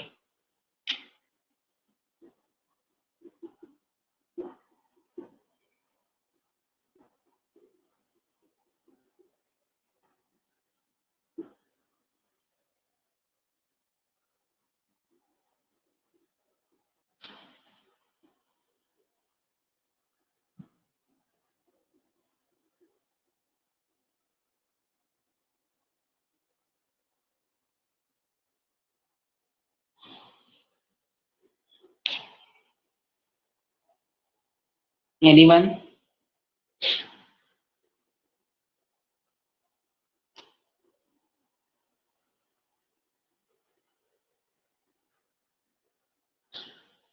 Don't have any idea?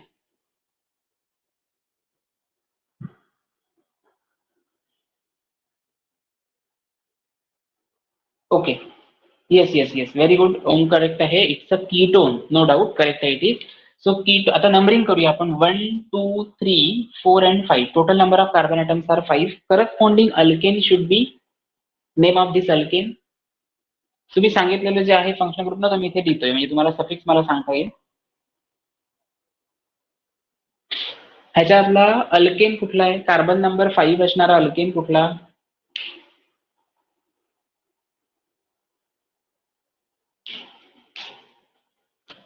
Reply fast.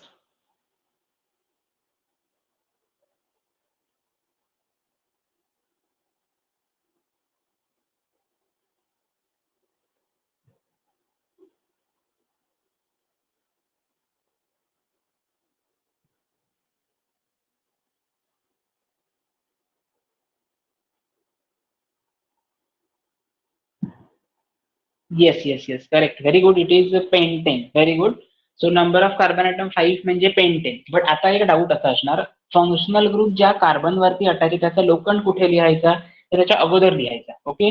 3 pentane च्या स्पेलिंग मधला मी ई काढून टाकला. मग असे सांगितलेल्या रूल प्रमाणे पेंटेनच्या स्पेलिंग मधला मी ई काढून टाकला आणि कीटोन साठी सफिक्स यूज केला जातो ONE. ONE म्हणजे काय? 1. ते कळतंय मला, पण उच्चार करताना 1 करू नका, ONEच करा. नेम त्याचं येणार ONE लावला मी अटॅच केला. नेम येणार 3 pentanone. Okay. This is your correct IUPAC name. 3 pentanone. Very good Rohan. Answer correct आहे. Repeat of. एक्सपेक्टेड असंच आहे की एकदा तुम्हाला समजायला लागला ना की तुम्हाला ही आवड निर्माण होते की येस मला समजते, मला जास्त क्वेश्चन्स द्या, असं प्रत्येकाचा डाऊट एक्सप्रेशन असतं आणि तेच मी करणार आहे, देणार आहे क्वेश्चन. पण आधी सॉल्व्ह करूया आपण जास्तीत जास्त वेगवेगळे फंक्शनल ग्रुप डिटरमाइन करूया म्हणजे तुम्हाला ते आयडेंटिफाय करता येते. Now tell me the functional group present in this structure.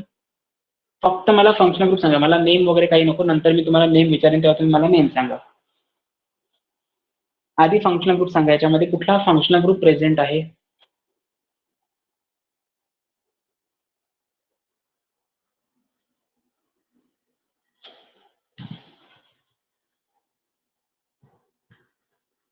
Sir बोर्डवर रिफ्लेक्शन येते. ओके. कंपाऊंड आहे CH3CH2 C triple bond CH.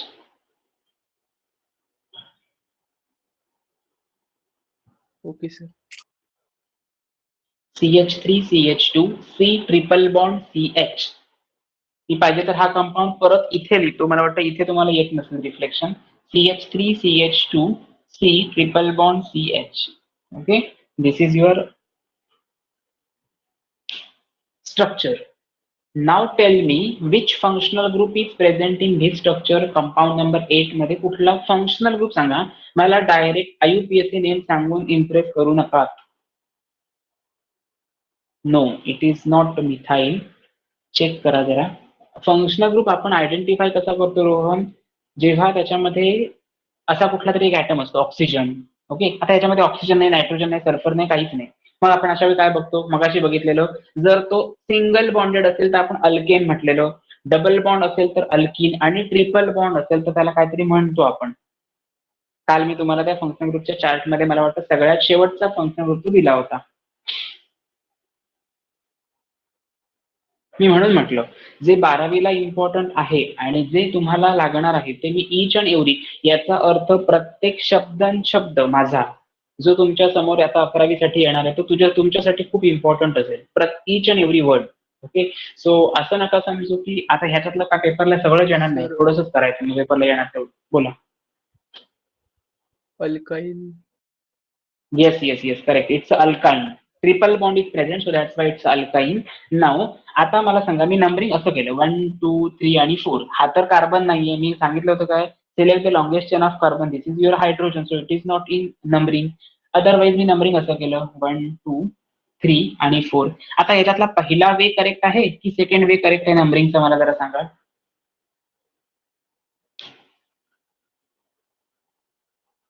First और सेकंड? सेकंड वे. Correct, very good. सो आता ती कन्सेप्ट क्लिअर झाली बघा. म्हणजे इथे मी थर्ड नंतर ट्रिपल बॉन्ड आहे म्हणून हे इनकरेक्ट आहे, रॉंग आहे. आणि याच्या लोवेस्ट प्रायोरिटी आहे, पहिल्या कार्बन नंतर ट्रिपल बॉन्ड येतोय म्हणजे हा वे करेक्ट आहे. एकदा कन्सेप्ट समजली की तुम्हाला कोणीही रोखू शकत नाही, लक्षात घ्या. म्हणजे मी सगळं सांगितलं चुकायला पाहिजे तुमचं, तरी नाही चुकणार.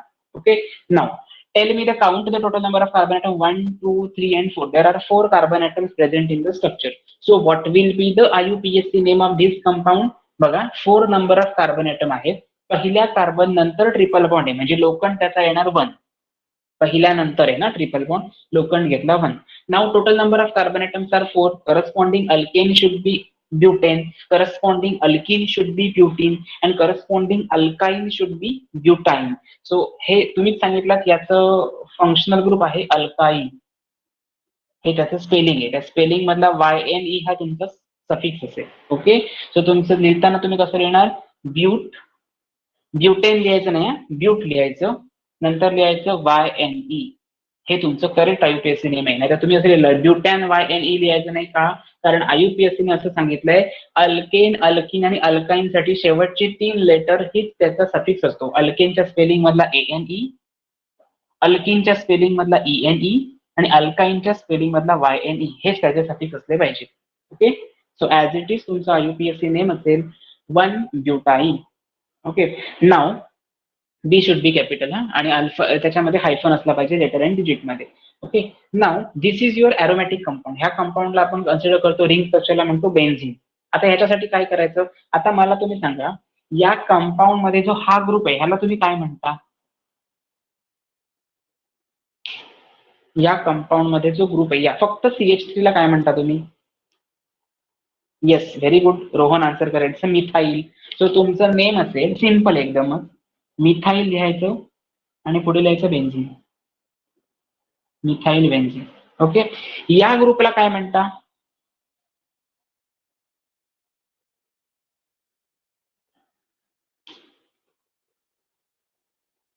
NO2 ग्रुपला आपण कन्सिडर करतो नायट्रो. आता ह्याला स्टार मार्क करून ठेवा कारण हा नव्हता झालेला तुम्हाला.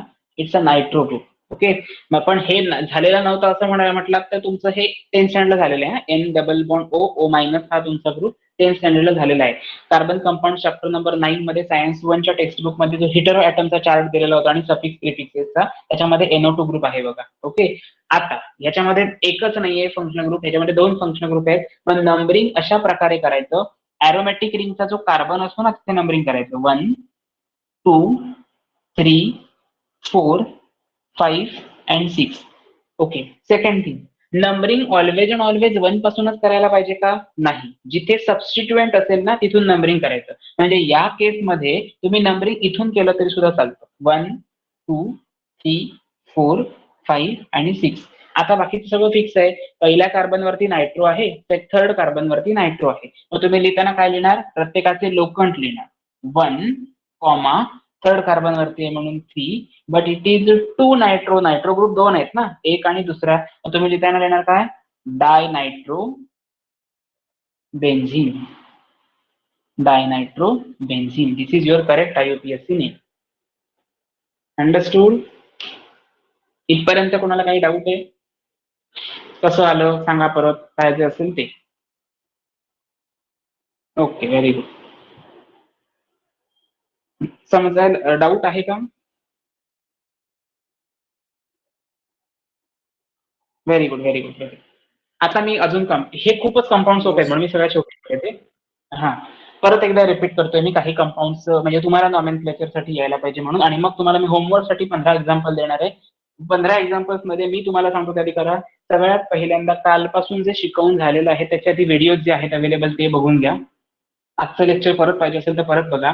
सेकंड थिंग, जे क्वेश्चन सॉल्व्ह केलेत मी सांगितल्याप्रमाणे पेन्सिलने सॉल्व्ह करून बघा. पाटी पेन्सिल असेल तर वेल अँड गुड, एक रफ बुक असेल आणि त्याच्यावरती पेन्सिल नेला तरी सुद्धा चालेल, पण ते स्वतःहून म्हणजे हे 3 पेंटॅनॉन हे आन्सर तुमच्याकडनं येऊ दे, ते वाचून परत लिहायचं नाही, फक्त लेफ्ट साईडचे कंपाऊंड लिहून घ्यायचे, तुम्ही त्याचे नेम्स लिहिणार आहात नंतर. ओके, हा पहिला पार्ट. आणि त्याच्यानंतर मग तुम्ही IUPAC नेम्स तुम्हाला जर होमवर्क दिलेला असेल तो करणार आहात. 11 नंबरचा कंपाऊंड मी घेतोय, तुमच्याकडनं मला आन्सर पाहिजे.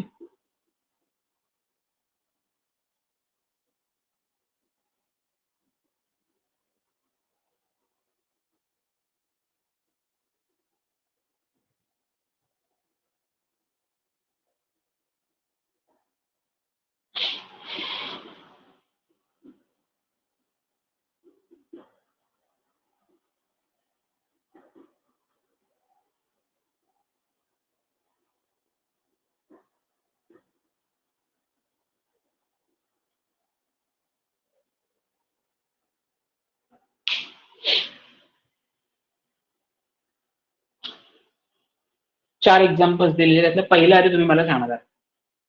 IUPAC नेम डायरेक्ट सांगितलं. आता मी तुम्हाला काहीही विचारत नाही, बाकी डायरेक्ट IUPAC नेम. सगळ्यात पहिल्यांदा तुम्ही काय कराल, जिथून कुठून सबस्टिट्युएंट स्टार्ट होत आहे कुठूनही नंबरिंग करा सबस्टिट्युएंटला सगळ्या, आणि त्याचे नंबर लोकंट लिहा आणि पुढे काय लिहायचं असेल ते लिहा. त्याच्यामध्ये 3 मिथाईल ग्रुप आहेत, म्हणजे ट्राय येणार की नाही, ट्राय मिथाईल येईल की काय येईल ते बघा सगळं. आणि मला IUPAC नेम सांगा पहिल्याचं, नंतर सेकंडचं सांगा. Take your own time but tell me the correct answer.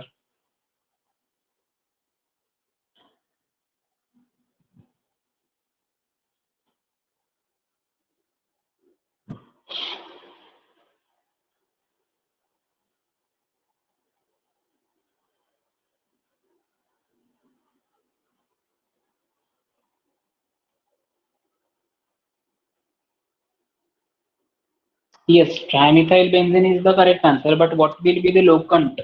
Numbering पाहिजे ना त्याला. Sir 135 trimethyl benzene. Correct correct correct, very good, correct आहे. समजा मी नंबरिंग इकडून केलं 1 2 3 4 5 तरी पण 135 येते. मी नंबरिंग इकडून केलं तरी 1 2 3 4 5 तरी पण नंबरिंग इकडून. नंबरिंग इकडून केलं तर अँटी क्लॉकवाईज 1 2 3 4 5 तरी पण सेम येतोय. Why this is so? Because it's a symmetrical structure, so that's why correct IUPAC name is 1,3,5 trimethyl benzene is the correct IUPAC name. Very good. Okay, next T should be capital. Alphabetically आपण T पहिल्यांदा लिहिणार आहोत, hyphen देणार आहोत, comma द्यायला अजिबात विसरायचं नाही, 135 होईल ते रॉंग असेल. Very good, very good. Rohan correct आहे. Okay, next tell me what is the first, tell me identify the functional group in given organic compound and then IUPAC name directly. फक्त फंक्शनल ग्रुप आधी कुठला आहे तो सांगणार आहात, तुमचं मी नंबरिंग करणार आहात आणि आन्सर मला डायरेक्ट सांगणार आहात काय असेल ते. अप्लाय करा, नॉलेज सगळं अप्लाय करा. आपण सगळं कन्क्लुजन मध्ये एकाच वाक्यात सगळं बघणार आहोत नंतर, पण हे महत्वाचं आहे. हे इथे एवढे कंपाऊंड झाले की आपण पुढचा पॉईंट स्टार्ट करूया, दॅट इज आयसोमेरिझम. टेक्स्टबुक मध्ये ट्राय सबस्टिट्यूट वगैरे दिलेले आहेत, पण पेपर मध्ये एवढं डिटेल नाही विचारत. Don't worry about it.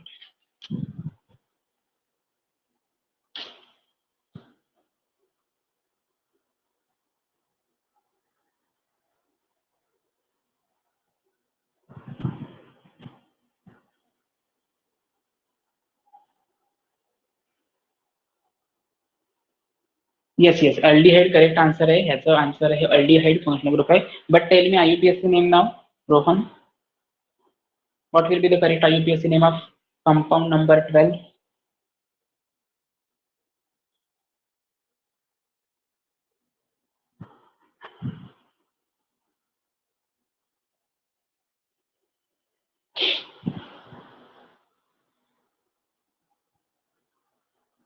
Sir 3 propane. No, wrong. Is it propane?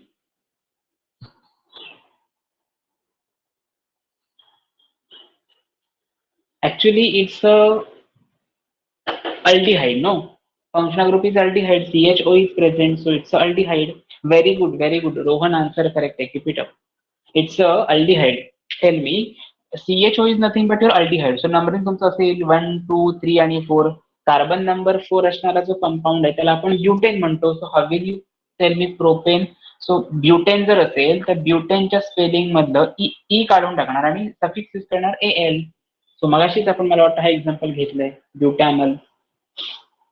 Okay, next ह्याचं सांगा जरा नेम माहिती आहे का कोणाला?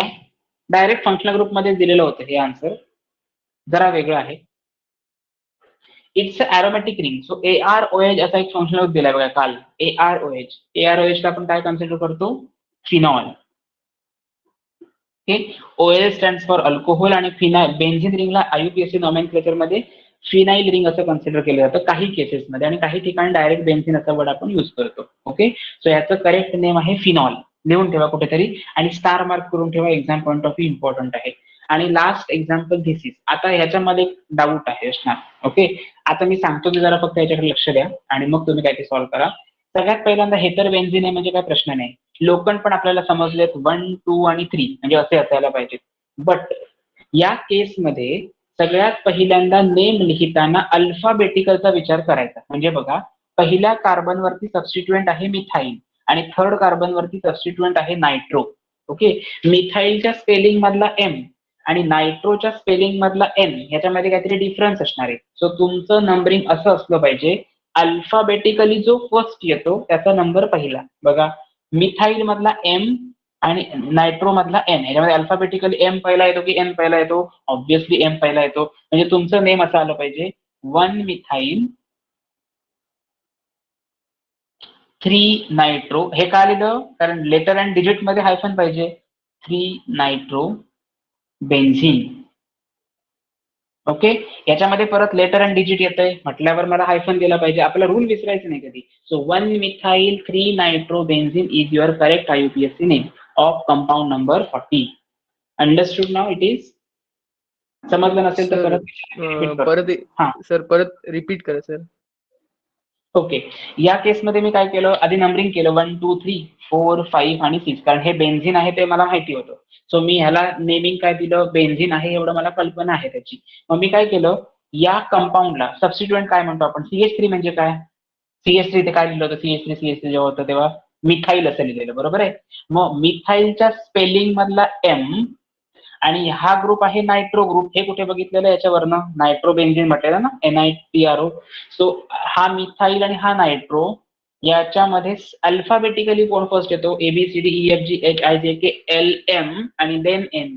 सो अल्फाबेटिकली जो फर्स्ट येतो तो पहिल्यांदा घ्यायचा, जो अल्फाबेटिकली नंतर येतो तो नंतर घ्यायचा. लोखंड मी नाही बदलले, लोखंड तसेच आहेत, पहिला, दुसरा आणि तिसरा. म्हणून पहिल्या कार्बनला कोण आहे? मिथाईल आहे म्हणून 1- मिथाईल दिलं. थर्ड कार्बनला आहे नायट्रो. आता तुम्ही म्हणाल हा M कॅपिटल का नाही घेतलं? कारण मी IUPACच्या रूलमध्ये असं वाचलंय, first letter should be capital only. त्यांनी असं नाही म्हटलंय दुसऱ्या कंपाऊंडचा जो सबस्टिट्युएंट असेल त्याचं पण नेम देताना IUPAC कॅपिटल असं काहीच नाहीये. So 1 methyl 3 nitro benzene is your correct IUPAC name. Now it is clear Om? Yes sir. Okay, very good. So this is all about your nomenclature of organic compounds. आता असे काही नॉमेनक्लेचरचे compounds मी तुम्हाला काय करेन, आपलं लेक्चर कंप्लीट झाल्यानंतर याच बोर्डवरती लिहीन, त्याचा फोटो पाठवून ठेवेन ॲज अ होमवर्क सेक्शन म्हणून. आता फक्त महत्वाचा पार्ट आहे तो म्हणजे ह्या सगळ्या टॉपिक मधला शेवटचा पार्ट. आता तुम्ही म्हणाल शेवटचा कसं काय म्हणतायचं? याच्यानंतर अजून एक टेक्स्टबुक मध्ये इंडक्टिव्ह इफेक्ट वगैरे दिलेला आहे, पण डोंट वरी, तो 25% रिडक्शन मध्ये तो पार्ट काढून टाकला आणि तो 12th स्टँडर्ड साठी इम्पॉर्टंट नाही. ओके, ना जो पार्ट राहिलाय तो एक चार्ट फक्त बघूया, त्याच्यानंतर मी तुम्हाला होमवर्क देईन, तो सॉल्व्ह करा. डाऊट असेल तर मात्र विचारा. शक्यतो होमवर्क आजच सॉल्व्ह करा. मेंदूला फ्रेश आता तुमच्या डोक्यामध्ये सगळं ते चांगलं रेडी असणार आहे. लगेच जर प्रॅक्टिस केला तर ते परफेक्ट होऊन जाणार. आजचाच होमवर्क शुक्रवारी पुढच्या दाखवायचा आहे म्हणून गुरुवारी केला तर काहीही लक्षात राहणार नाही. गुरुवारी असं वाटणार की हा टॉपिक डिफिकल्ट आहे. ओके, तर शक्यतो हा डेली बेसिसवरती स्टडी चालू ठेवला तर इम्पॉर्टंट आहे आणि ते होऊन जाईल. नेक्स्ट कन्सेप्ट और last point of view this topic is isomerism. मी आधीच क्लिअर करतोय, 3 मार्कासाठी याच्यावरती क्वेश्चन येऊ शकतो पेपरमध्ये. ओके, 3 मार्क्स कसे असतील ते कसेही असू देत. पहिल्यांदा आयसोमेरिझमची डेफिनेशन येईल आणि एखाद दुसरं क्लासिफिकेशन देतील किंवा right a short note on type of isomerism असा क्वेश्चन येऊ शकेल. 3 मार्काला क्वेश्चन येणार, 3 मार्काला IUPAC येणार, टोटल मार्क्स झाले 6. याच्या अगोदर होमोलोगस सिरीज आणि त्याच्या प्रॉपर्टीज होत्या. होमोलोगस सिरीजला मार्क असेल, डेफिनेशनला 1 मार्क, कॅरेक्टरिस्टिकला मार्क्स असतील 2, 2 अधिक 1 म्हणजे 3. टोटल मार्क्स झाले 3 + 3 + 3 9 झाले. आणि अजून 3 मार्काचे आहेत ते आयदर तुमच्या पहिल्या पार्टमध्ये येतील, म्हणजे फॉर एक्झाम्पल तुम्हाला दिलं होतं फंक्शनल ग्रुपची डेफिनेशन लिहा. त्याच्यानंतर अजून असा एखादा क्वेश्चन येऊ शकतो पहिल्याच टॉपिकमध्ये, म्हणजे पहिल्यांदाच पॉईंटमध्ये झालेलं आहे ते representation of a molecule, electron dot structure of methane molecule. Like wise questions पेपरमध्ये येतील. सो लक्षात एवढंच ठेवायचं आपल्याला की मार्क आपल्याला त्याचे सगळे घ्यायचे आहेत. आणि आयसोमेरिझमचा क्वेश्चन त्याच्यामध्ये कन्फर्म पेपरमध्ये असणार. आताचे 3 मार्क IUPAC नॉमेनक्लेचरचे आणि आयसोमेरिझमचे 3 मार्क, म्हणजे टोटल आजचं लेक्चर हे 6 मार्क तुम्हाला देऊन जाणार. ओके, ठीक आहे. आयसोमेरिझमचे डेफिनेशन म्हणजे काय? The phenomenon in which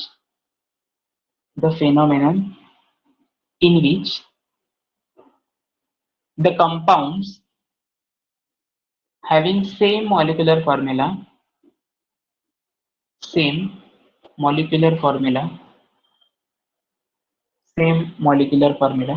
but different structural formula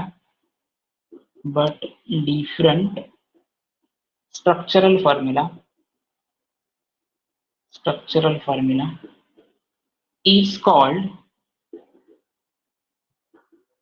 isomerism. 1 mark ready झाला. ओके, आयसोमेरिझम म्हणजे काय सांगितलं मी? द कंपाऊंड कुठल्या CH3च्या जागी 1 मिनिट मी रिकॉल करतो. ओके, म्हणजे तुमचं असं म्हणणं आहे असं, इज इट रोहन? नाही सर, CH3च्या जागी NO2 आणि NO2च्या जागी CH3 असतात. इथे NO2 आणि इथे CH3 असतात असं म्हणायचंय तुला? ओके, सो करेक्ट आहे ना. आता जसं तुझं नंबरिंग कसं असेल तू बघ. आता बघा, अल्फाबेटिकली तुला नंबरिंग करेक्ट करायचंय. ओके, सो नंबरिंग तुला समजा ह्या फॉर्मॅटमध्ये ठेवलंस 1, 2 आणि 3 असं जर तू नंबरिंग केलंस, काय फरक पडतो? अल्फाबेटिकली M पहिला येणार ना, तुझं नेम असं येणार मग 3 मिथाइल 1 नायट्रो बेन्झीन. आपला रूल काय आहे? अल्फाबेटिकली जो फर्स्ट असेल तो लोकंट नाही चेंज करायचा. आता 3 नंतर 1 आला किंवा 1 नंतर 3 आला असा काही प्रॉब्लेम नाहीये, तो कसाही आला तरी चालतो, पण त्याचा लोकंट तोच असला पाहिजे. तिसऱ्या कार्बनवरती मिथाइल आहे, तिसऱ्या कार्बनवरती मिथाइल आहे, M शुड बी कॅपिटल. पहिल्या कार्बनवरती नायट्रो आहे, सो पहिल्या कार्बनवरती नायट्रो. हायफन आणि डिजिट तर आहेत, प्रत्येक लेटर आणि डिजिट मध्ये हायफन द्यायचंच आहे. So answer should be 3 methyl 1 nitro benzene. Understood? Okay, very good. असेच डाऊट विचारत चला, म्हणजे समजतं की तुम्ही त्याच्यामध्ये इन्व्हॉल्ड आहात की नाही. आणि सेकंड थिंग, जे मार्क्स आपल्याला घ्यायचे हे मी तुम्हाला ऑलरेडी सगळं क्लिअर केलंय. याच्यावरती 1 मार्काचा क्वेश्चन येणार, याच्यावरती क्लासिफिकेशनचे 2 मार्क असणार. सो आता तेवढं करणं इम्पॉर्टंट. ह्याची नोट मी तुम्हाला सेंड करेन ना. नोट्सच्या आधी मी सगळ्यात पहिल्यांदा आत्ताचं लेक्चर संपलं की पहिलं काय करेन, तो होमवर्कसाठी एक आधी ड्रॉ करेन तुम्हाला स्ट्रक्चर्स, त्याचा फोटो पाठवून देईल तुम्हाला. ओके, आणि सेकंड थिंग, जर तुम्हाला ग्रुपवरती आहात म्हणजे आपल्या ऍपवरती फोटो पाठवला की स्टडी मटेरियल सेक्शन मध्ये त्याच्या खालवरती लिहिलेलं असणार होमवर्क, त्याच्या खाली परत केलेलं असणार page number 1, page number 2, page number 3. याच्यामध्ये सगळे नॉमेनक्लेचरचे आपण आता बघितले आणि त्याच्यापेक्षा ऍडिशनल काही इम्पॉर्टंट माझ्याकडे आहेत ते, प्लस तुमचं आता आयसोमेरिझमची नोट, ह्या सगळ्याच्या नोट्स तुमच्यापर्यंत पोहोचतील. फक्त एक लक्षात ठेवायचं, पेजेस वाईज नोट्स येतात, PDF येत नाही डायरेक्ट. PDF अवेलेबल होत नाही कारण अपलोड करायला प्रॉब्लेम होतो डॉक्युमेंटेशन मध्ये. सो लक्षात ठेवायचं, त्याचे तुम्हाला page number 1, page number 2, page number 3 देईन आणि त्याच्यानंतर होमवर्क देईल. आजच्या पार्टमध्ये तेवढा संपला, म्हणजे आजची डेट जेव्हा क्लोज होईल तेव्हा आजचं काम, म्हणजे आजचं जे काही मटेरियल आज जेवढं पाठवलेलं आहे ते तुम्हाला दिसणार. आणि मी कधीही काही पुढचं सांगितलं म्हणजे टायमिंग समजा चेंज केलं क्लासचं वगैरे, तर ते नोटीस बोर्ड सेक्शन म्हणून आहे ना, त्याच्यावरती तुम्हाला ती नोटीस येणार, ज्या नोटीसवरून तुम्हाला नोटिफाय केलं जाणार सगळ्या तुमच्या स्क्रीनवरती. जेव्हा तुमचा मोबाईल अनलॉक असेल किंवा बंद असेल तरी सुद्धा, जसं तुम्हाला युट्यूबचे बघा येतात ना अपडेट्स आलेले असतात, ते कळतात, ते अपडेट तुम्हाला कळून जातील. So don't worry about it. Start करूया आपण. आता आयसोमेरिझम म्हणजे एक्झॅक्टली काय हे आपण आता बघितलं. आता आयसोमेरिझमचे टाइप्स काय काय आहेत ते बघूया. सगळ्यात पहिल्यांदा isomerism is divided into 2 types. First one is a structural isomerism. structural isomerism. And second type of your isomerism is nothing but your stereoisomerism. Stereoisomerism. Stereoisomerism. Again, that stereoisomerism subdivided into two types. First one is optical isomerism and next one is the geometrical isomerism. Okay. आता ही नावं फक्त लक्षात ठेवा इथपर्यंत ठीक आहे, but this is not a part of your concern, that is it is not a part of your syllabus. Actually stereo isomerism हा part 12th स्टँडर्डला तुम्हाला शिकायचा आहे सगळा, तर मी इकडचं सोडून द्या, म्हणजे इकडचं आता शिकायचंय, बरोबर आहे. म्हणजे स्ट्रक्चरल आयसोमेरिझम आपल्याला डिटेलमध्ये शिकायचं आहे. सो वन बाय वन बघूया. याचा स्क्रीनशॉट घेऊन झाला असेल तर मला टोटल बोर्ड लागेल स्ट्रक्चरल आयसोमेरिझम शिकवण्यासाठी. स्क्रीनशॉट घेतला असेल तरी सुद्धा चालेल किंवा नोट्स मध्ये पण आहे, तसंही काही प्रॉब्लेम नाही. ठीक आहे.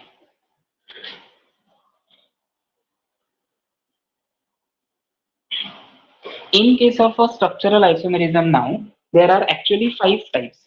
Structural isomerism. त्याच्यामध्ये 5 टाइप्स आहेत. आता कुठले कुठले आहेत ते? पहिला पार्ट ट्री डायग्रामच काढूया म्हणजे लक्षात राहायला सोपं पडेल. पहिला आयसोमेरिझमचा टाइप असेल तो असेल chain isomerism. Chain isomerism. Second part of your structural isomerism is nothing but your position isomerism. Position isomerism. Okay. Third part of your structural isomerism is nothing but your functional isomerism. Functional isomerism. Fourth one is nothing but your metamerism. Metamerism. And last one is nothing but your tautomerism. Obviously सगळी नावं वेगळीच आहेत, म्हणजे ऐकताना वाचताना सगळं different वेगळं वाटत राहणार आहे. So don't worry about it. फक्त एक, जेव्हा आपण हे प्रिपरेशन करतो ना, ह्याच्या काही करंट किंवा महत्वाच्या ज्या नोट्स आहेत त्या मी इथे खाली लिहून ठेवतो. चेन आयसोमेरिझम म्हणजे एक्झॅक्टली काय असणार, की पॉइंट्स आपण म्हणतो ना ज्याला, ते different carbon number. Different carbon number. ह्याच्यामध्ये कार्बन नंबर काय असतील तुमचे, टोटली डिफरंट असेल, किंवा कार्बन नंबर म्हणण्यापेक्षा कार्बन स्केलेटन म्हणूया. कार्बन स्केलेटन हे डिफरंट असेल. ओके. पोझिशन आयसोमेरिझम म्हणजे काय, functional group position. Functional group position is different. Example घेतलं की सगळं क्लिअर होईल, डोंट वरी. फंक्शनल आयसोमेरिझम म्हणजे काय, functional groups are different. Okay. In case of metamerism म्हणजे एक्झॅक्टली काय असणार, so it's unequal distribution of carbon. Unequal distribution of carbon on either side of functional group.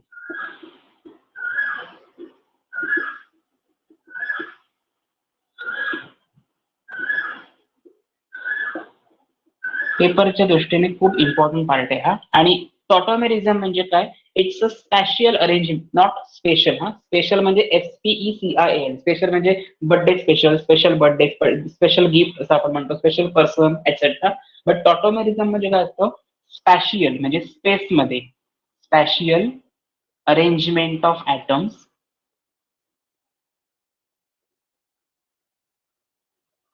Take place. Okay. So this is the key points of your all types of tautomerism. आता one by one बघत जाऊया.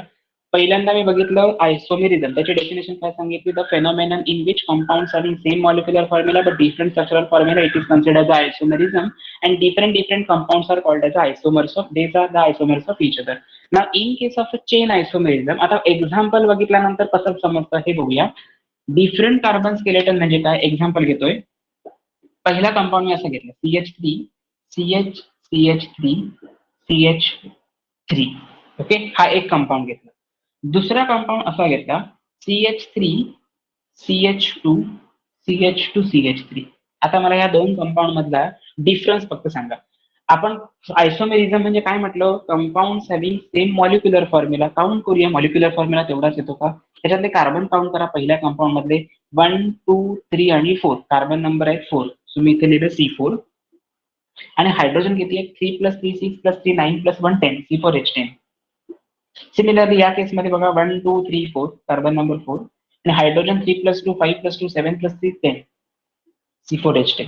Okay, means this compound having same molecular formula but different carbon skeleton. Carbon skeleton ह्याच्यामध्ये long chain मध्ये 3च carbon आहेत आणि इथे बाहेर 4था आहे.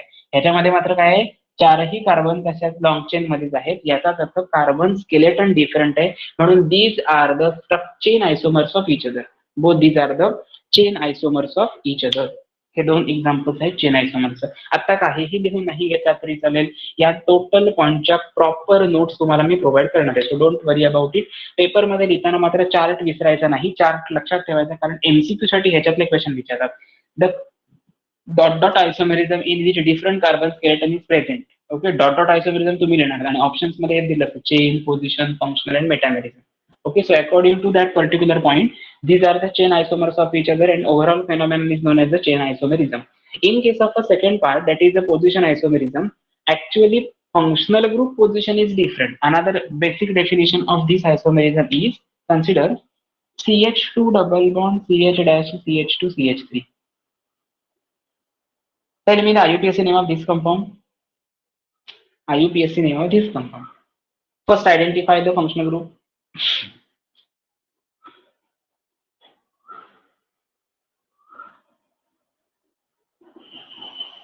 आणि याचं सुद्धा सांगा IUPAC ने.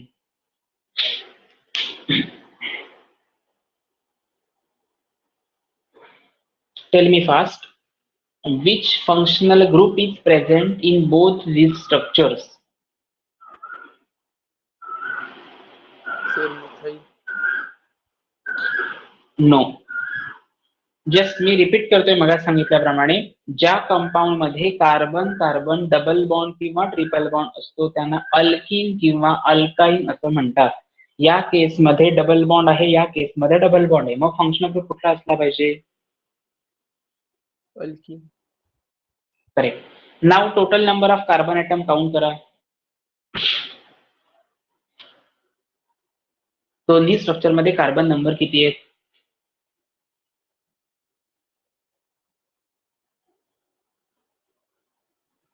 दोन्ही स्ट्रक्चर मध्ये कार्बन नंबर किती आहे? 4. Yes 4.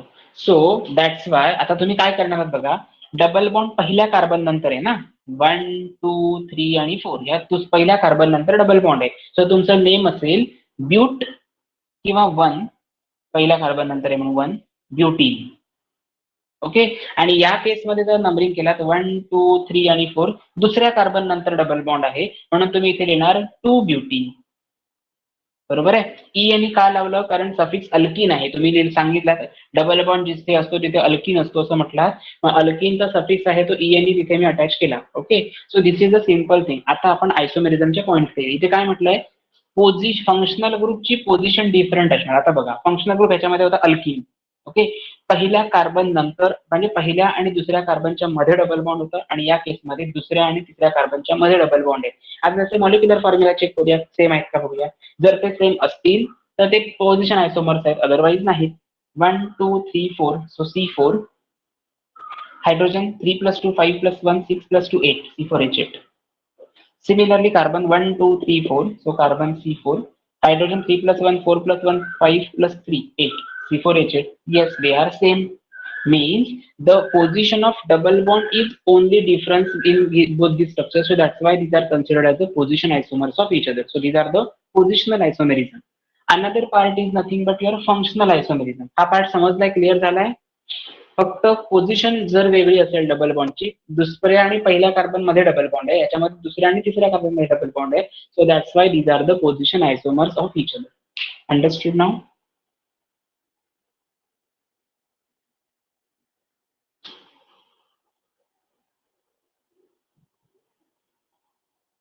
Okay, very good. Now next point is a functional isomerism. आता हा एक पेपर मध्ये येणारा क्वेश्चन आहे. याच्यामध्ये काय करतात, याच्या इथे ना एक्झाम्पल असं लिहून ठेवा.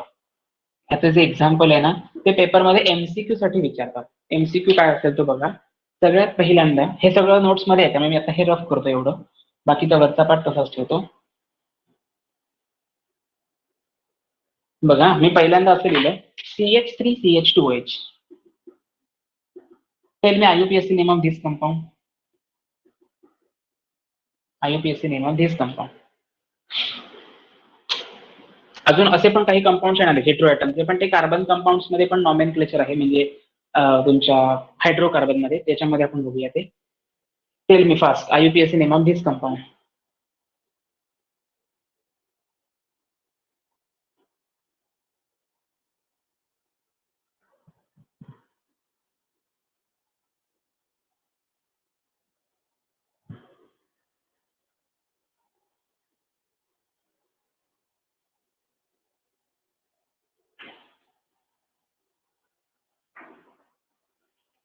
First compound.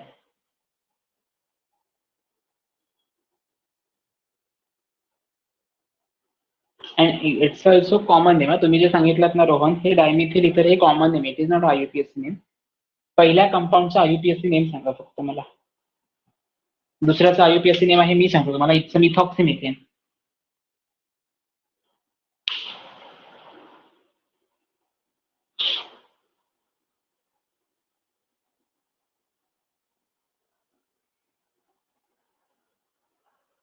Yes, very good Rohan, it's ethanol. Okay, आता जरा चेक करा ह्या कार्बन, इथे मी काय म्हटलंय, फंक्शनल ग्रुप्स आर डिफरंट. ह्याच्यामध्ये फंक्शनल ग्रुप आहे अल्कोहोल, ह्याच्यामध्ये फंक्शनल ग्रुप आहे इथर. तुम्हाला दिले बघा O डॅश डॅश कडून इथर असं मेन्शन केलंय कालच्या चार्ट मध्ये. So count the total molecular formula, that is C2. Hydrogen किती आहे, 3+2 5+1 6 C2H6O. त्याचा मॉलिक्युलर फॉर्म्युला एवढा येतो, आणि याचा पण मॉलिक्युलर फॉर्म्युला सेमच येतो, C2H6O. म्हणजेच काय, ह्याच्यामध्ये फंक्शनल ग्रुप डिफरंट आहे, अल्कोहोलिक फंक्शनल ग्रुप आहे, आणि याच्यामध्ये इथर फंक्शनल ग्रुप आहे, but they contain same molecular formula, so that's Y they are considered as a functional isomers of each other. Okay, means the isomerism in which the functional groups are different but same number of carbon atoms, same number of molecular formula, so this is considered as the functional isomers of each other. Similarly, metamerism. आता मेटामेरिझम ही जी एक property आहे ना, ती single आणि single इथर हाच functional group दाखवतो. Metamers म्हणजे काय, फक्त आणि फक्त इथर हा फंक्शनल ग्रुप दाखवतो. लक्षात ठेवायचं, हाच क्वेश्चन पेपर मध्ये विचारणार. Which among the following functional group shows metamerism as a isomerism? Okay, option मध्ये देणार अल्डिहाइड, इस्टर, इथर आणि अमाइड. आन्सर असेल इथर. हे कसं आयडेंटिफाय करायचं, त्याच्यामध्ये मी एक ब्रॅकेट मध्ये मेन्शन केलंय बघा, unequal distribution of carbon on either side of the functional group. मी इथे एक एक्झाम्पल घेतो म्हणजे तुम्हाला ते जास्त क्लिअर होईल. CH3O CH2 CH2 CH3.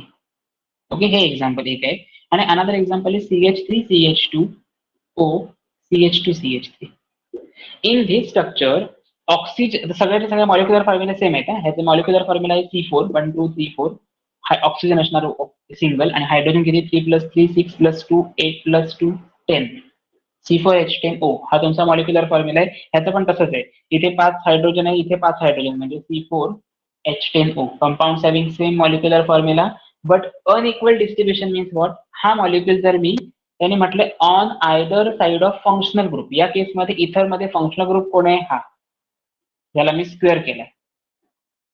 Okay, आता जर तुम्ही चेक केलात तर पहिल्या केसमध्ये ऑक्सिजनच्या राईट साइडला 3 कार्बन आहेत आणि लेफ्ट साइडला एकच कार्बन आहे. Here 3 carbons and here only 1 carbon. But in second case here 2 carbon and here 2 carbon, but they contain same molecular formula. Okay, so the compounds having same molecular formula but either side of oxygen contain unequal distribution of carbon atom, then such type of isomerism is called as a metamerism. Okay, means repeat करतोय मी, unequal distribution of carbon atoms on either side of oxygen is considered as a metamerism, and both these isomers are called as a metamers. Okay, these properties only shown by the ether compounds. Ethereal linkage ज्याच्यामध्ये present आहे ते सगळेच्या सगळे components आपल्याला काय दाखवतात, metamerism ही essential property indicate करतात. Only ethers. Okay, not alcohol, not aldehyde, not ketone, not amide, not alkane, not alkyne etcetera. So only metamerism property shown by the ethers. हा MCQ चा क्वेश्चन असेल आणि पेपरमध्ये हा क्वेश्चन येईल. Otherwise तुम्हाला question विचारतील methoxypropane and ethoxyethane are the examples of, तुम्ही आन्सर लिहिणार metamerism. Okay, are the examples of metamer. मी जी तुम्हाला आज नोट सेंड करणार त्याच्यामध्ये सगळे क्वेश्चन आन्सर म्हणजे तो पॉइंट, त्याच्यामध्ये इन्फॉर्मेशन आणि त्याचं एक्झाम्पल असं दिलेलं आहे. सो प्लीज ते लर्न करा, अजिबात इकडचं तिकडे होता कामा नये. आणि लास्ट पार्ट आहे टॉटॉमेरिझम. ऍक्च्युअली इट इज जो टॉटॉमेरिझम हा पार्ट आहे हा एका फंक्शनल ग्रुपशी रिलेट करतो, बट तरी सुद्धा ठीक आहे, आपण सिलेबस मध्ये आहे म्हणून घेऊया. थोडं समजायला डिफिकल्ट आहे म्हणून पहिला मी इथे एक स्ट्रक्चर ड्रॉ करतोय. It's a ketonic functional group, actually Ketto form. आणि मी जेव्हा याचं टॉटॉमेरिझम करतो म्हणजे काय, स्पॅशियल अरेंजमेंट ऑफ ऍटम चेंज करतो. स्पॅशियल म्हणजे स्पेस, ही जी स्पेस आहे, व्हाईट बोर्ड ही एक स्पेस आहे, ह्या स्पेस मध्ये असणाऱ्या एलिमेंटचं कॉन्ट्रीब्युशन जे काय आहे ते मी चेंज करतो. म्हणजेच मी काय करतो हे तुम्हाला बघायचंय. सगळ्यात पहिल्यांदा मी काय करणार, हा जो हायड्रोजन आहे तो मी याच्यावरती शिफ्ट करणार आहे. ओके, हा हायड्रोजन मी याच्यावरती शिफ्ट करणार म्हणजे काय होणार, हा हायड्रोजन आणि कार्बन मधला बॉन्ड ब्रेक होईल, म्हणजे इथे राहील सी डॅश डॅश. सो तसंच लिहिलं सी डॅश डॅश. म्हणजेच काय होईल, electron density will move in between this carbon and carbon, and हा जो असेल तो मायनस चार्ज. ऑक्सिजन वरती ऑलवेज मायनस चार्ज येतो का, कारण तो इलेक्ट्रोनिगेटिव्ह आहे. Electronegative oxygen will abstract the positively charge proton and that's why it will form. हा डबल बॉन्ड असतो त्याला आपण कन्सिडर करतो अल्किन, आणि OH ला आपण सफिक्स यूज करतो OL. So enol form. Okay, so keto enol tautomerism असं त्याला कन्सिडर केलं जातं. लक्षात ठेवायचं, ही कन्सेप्ट समजण्यासाठी थोडं बेसिक माहिती असायला पाहिजे आणि त्याच्यामध्ये रिव्हर्सिबल एरो असायला पाहिजे always, because life span of keto as well as a enolic form is very very less. Okay, मी रिपीट करतोय काय बोललो ते. सगळ्यात पहिल्यांदा कंपोनंट असा होता. हा काय करतो, स्वतःची हा जो बॉन्ड आहे ना हा ब्रेक असतो, हा लबालिक असतो किंवा वीक असतो. हा बॉन्ड ब्रेक करताना काय करतो, या बॉन्ड मध्ये जे 2 इलेक्ट्रॉन्स आहेत ना ते इथे शिफ्ट होतात. जर इथे 2 इलेक्ट्रॉन शिफ्ट झाले तिथे डबल बॉन्ड तयार होणार. हा डबल बॉन्ड आणि हा डबल बॉन्ड आणि हा, म्हणजे ह्या कार्बनची व्हॅलन्सी वाढली 5 झाली, जी पॉसिबल नाहीये. कार्बनची व्हॅलन्सी 4 असायला पाहिजे. मग तो काय करतो, स्वतः कार्बन स्वतःवरची जी इलेक्ट्रॉन, एक्सेस ऑफ इलेक्ट्रॉन्स जे आहेत ना ते ऑक्सिजन वरती मूव्ह करतो. ऑक्सिजन वरतीच का मूव्ह करतो, कारण ऑक्सिजन हा त्याच्या खूप जवळ आहे आणि oxygen is the more electronegative element, म्हणून ऑक्सिजन वरती जास्त निगेटिव्ह चार्ज येतो. कारण कालच्या लेक्चरला आपण असं बघितलं, 2 इलेक्ट्रॉनचा मिळून 1 बॉन्ड जनरेट झालेला असतो. सो ह्याच्यावरती मायनस चार्ज येईल. Always and always positively charge proton आणि निगेटिव्हली चार्ज इलेक्ट्रॉन याच्यामध्ये अट्रॅक्शन असतं, म्हणून हा OH बॉन्ड जनरेट होतो आणि इथे डबल बॉन्ड जनरेट होतो. डबल बॉन्ड साठी आपण सफिक्स यूज करतो इन, आणि अल्कोहोल साठी सफिक्स यूज करतो OL. याचं कॉम्बिनेशन केलं enol. So it is considered the keto enol tautomerism. Okay, आता हा क्वेश्चन पेपर मध्ये येईल का, तर आलाच जर क्वेश्चन हेच येणार स्टेटमेंट, म्हणजे ही तुम्हाला रिॲक्शन देणार आणि तुम्हाला सांगणार दिस इज अन एक्झाम्पल ऑफ, तुम्ही लिहिणार टॉटॉमेरिझम. तेवढंच फक्त आता लक्षात ठेवा, पण बाकीचे क्वेश्चन्स मात्र पेपरमध्ये येऊ शकतात. So this is all about your isomerism. Repeat करतोय मी काय काय बघितलं ते. सगळ्यात पहिल्यांदा बघितलं आयसोमेरिझम म्हणजे काय, the phenomenon in which the compounds having same molecular formula but different structural formula. Next बघितलं there are 2 types of isomerism, structural isomerism and next one is a stereoisomerism. Again, stereoisomerism is broadly classified into geometrical isomerism and optical isomerism, but in case of a structural isomerism, in your syllabus there are 5 subclasses: chain isomerism, position, functional, metamerism, tautomerism. Chain मध्ये काय असतं, so different carbon skeleton is present in between two structures. Position isomerism is position of the functional group. Functional group is the same, but position of the functional group is totally different. Functional isomerism means what? Functional groups are totally different, but they contain same number of alkyl groups, same number of carbon atoms, same molecular formula. In case of metamerism, this case is only applicable for ether as a functionality, and unequal distribution of carbon takes place on the either side of the oxygen atom, means it is a ethereal linkage. And in case of a tautomerism, overall different spatial arrangement of atom takes place. Spatial is nothing but in the case of a space. So this is the criteria of determination of a structural isomerism, and these are the 5 subtypes of structural isomerism. Okay, so this is an example. या केस मध्ये, बाकीच्या cases मध्ये आणखीन examples आपण generate करू शकतो. टॉटॉमेरिझमचं paper मध्ये आलं एक्झाम तर हेच येणार. आणि प्रिपरेशन करताना keto enol tautomerism is an example of, तुम्ही लिहिणार टॉटोमेरिझम. ओके, नावाचं असणार आहे, त्यामुळे काही तेवढं डिफिकल्ट जाणार नाही. फक्त याचं प्रिपरेशन करायला पाहिजे. याच्या नोट्स मी तुम्हाला सेंड करणार आहे आणि विदिन 5 मिनिट्स तुम्हाला मी IUPAC नॉमेनक्लेचरचा होमवर्क तुमच्या स्टडी मटेरियल सेक्शन वरती अपलोड करतोय. Okay, now it is understood. जिथे तुमचा basic concept of organic chemistry हा टॉपिक सक्सेसफुली कम्प्लीट झाला असं मी डिक्लेअर करतो. आता याच्यामध्ये काही डाऊट आहे का एवढं मला सांगा. टोटल जो सब्जेक्ट आपण आता आज टॉपिक जो बघितला काल आणि आज, त्याच्यामध्ये आपला एक टॉपिक झालाय, त्याच्यामध्ये काय डाऊट आहेत का? Okay, very good very good, keep it up. काही डाऊट असताना जर अभ्यास आता डाऊट नाहीये, अभ्यास करताना जर काही डाऊट आला प्लीज विचारा निसंकोचपणे. तेव्हा आपण नाही म्हटलेलं आणि आता आपण कसं विचारायचं असं काही प्रश्न मनात येता कामा नये. जर तुमचं कम्प्लीट झालं असेल तर आपण लेक्चर स्टॉप करूया. मी तुम्हाला थोड्याच वेळात म्हणजे 5-1 मिनिटांमध्ये 15 क्वेश्चन्स देणार आहे नॉमेनक्लेचरचे, राईट द IUPAC नेम्सचे. ते कंपाऊंडचे नॉमेनक्लेचरचे कंपाऊंड जे आहेत ते शक्यतो आज किंवा उद्या सकाळपर्यंत मला माझ्या पर्सनल व्हॉट्सअप अकाउंटला पीडीएफच्या फॉर्मॅटमध्ये तुम्ही सेंड करणार आन्सर लिहून. स्ट्रक्चर असलं पाहिजे आणि आन्सर असलं पाहिजे समोर त्याचं name. Okay, is it clear now?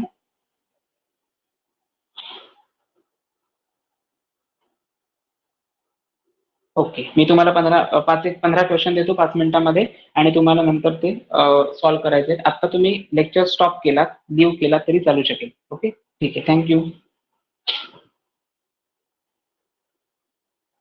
Recorded lecture is available. हा, ओके, थँक्यू.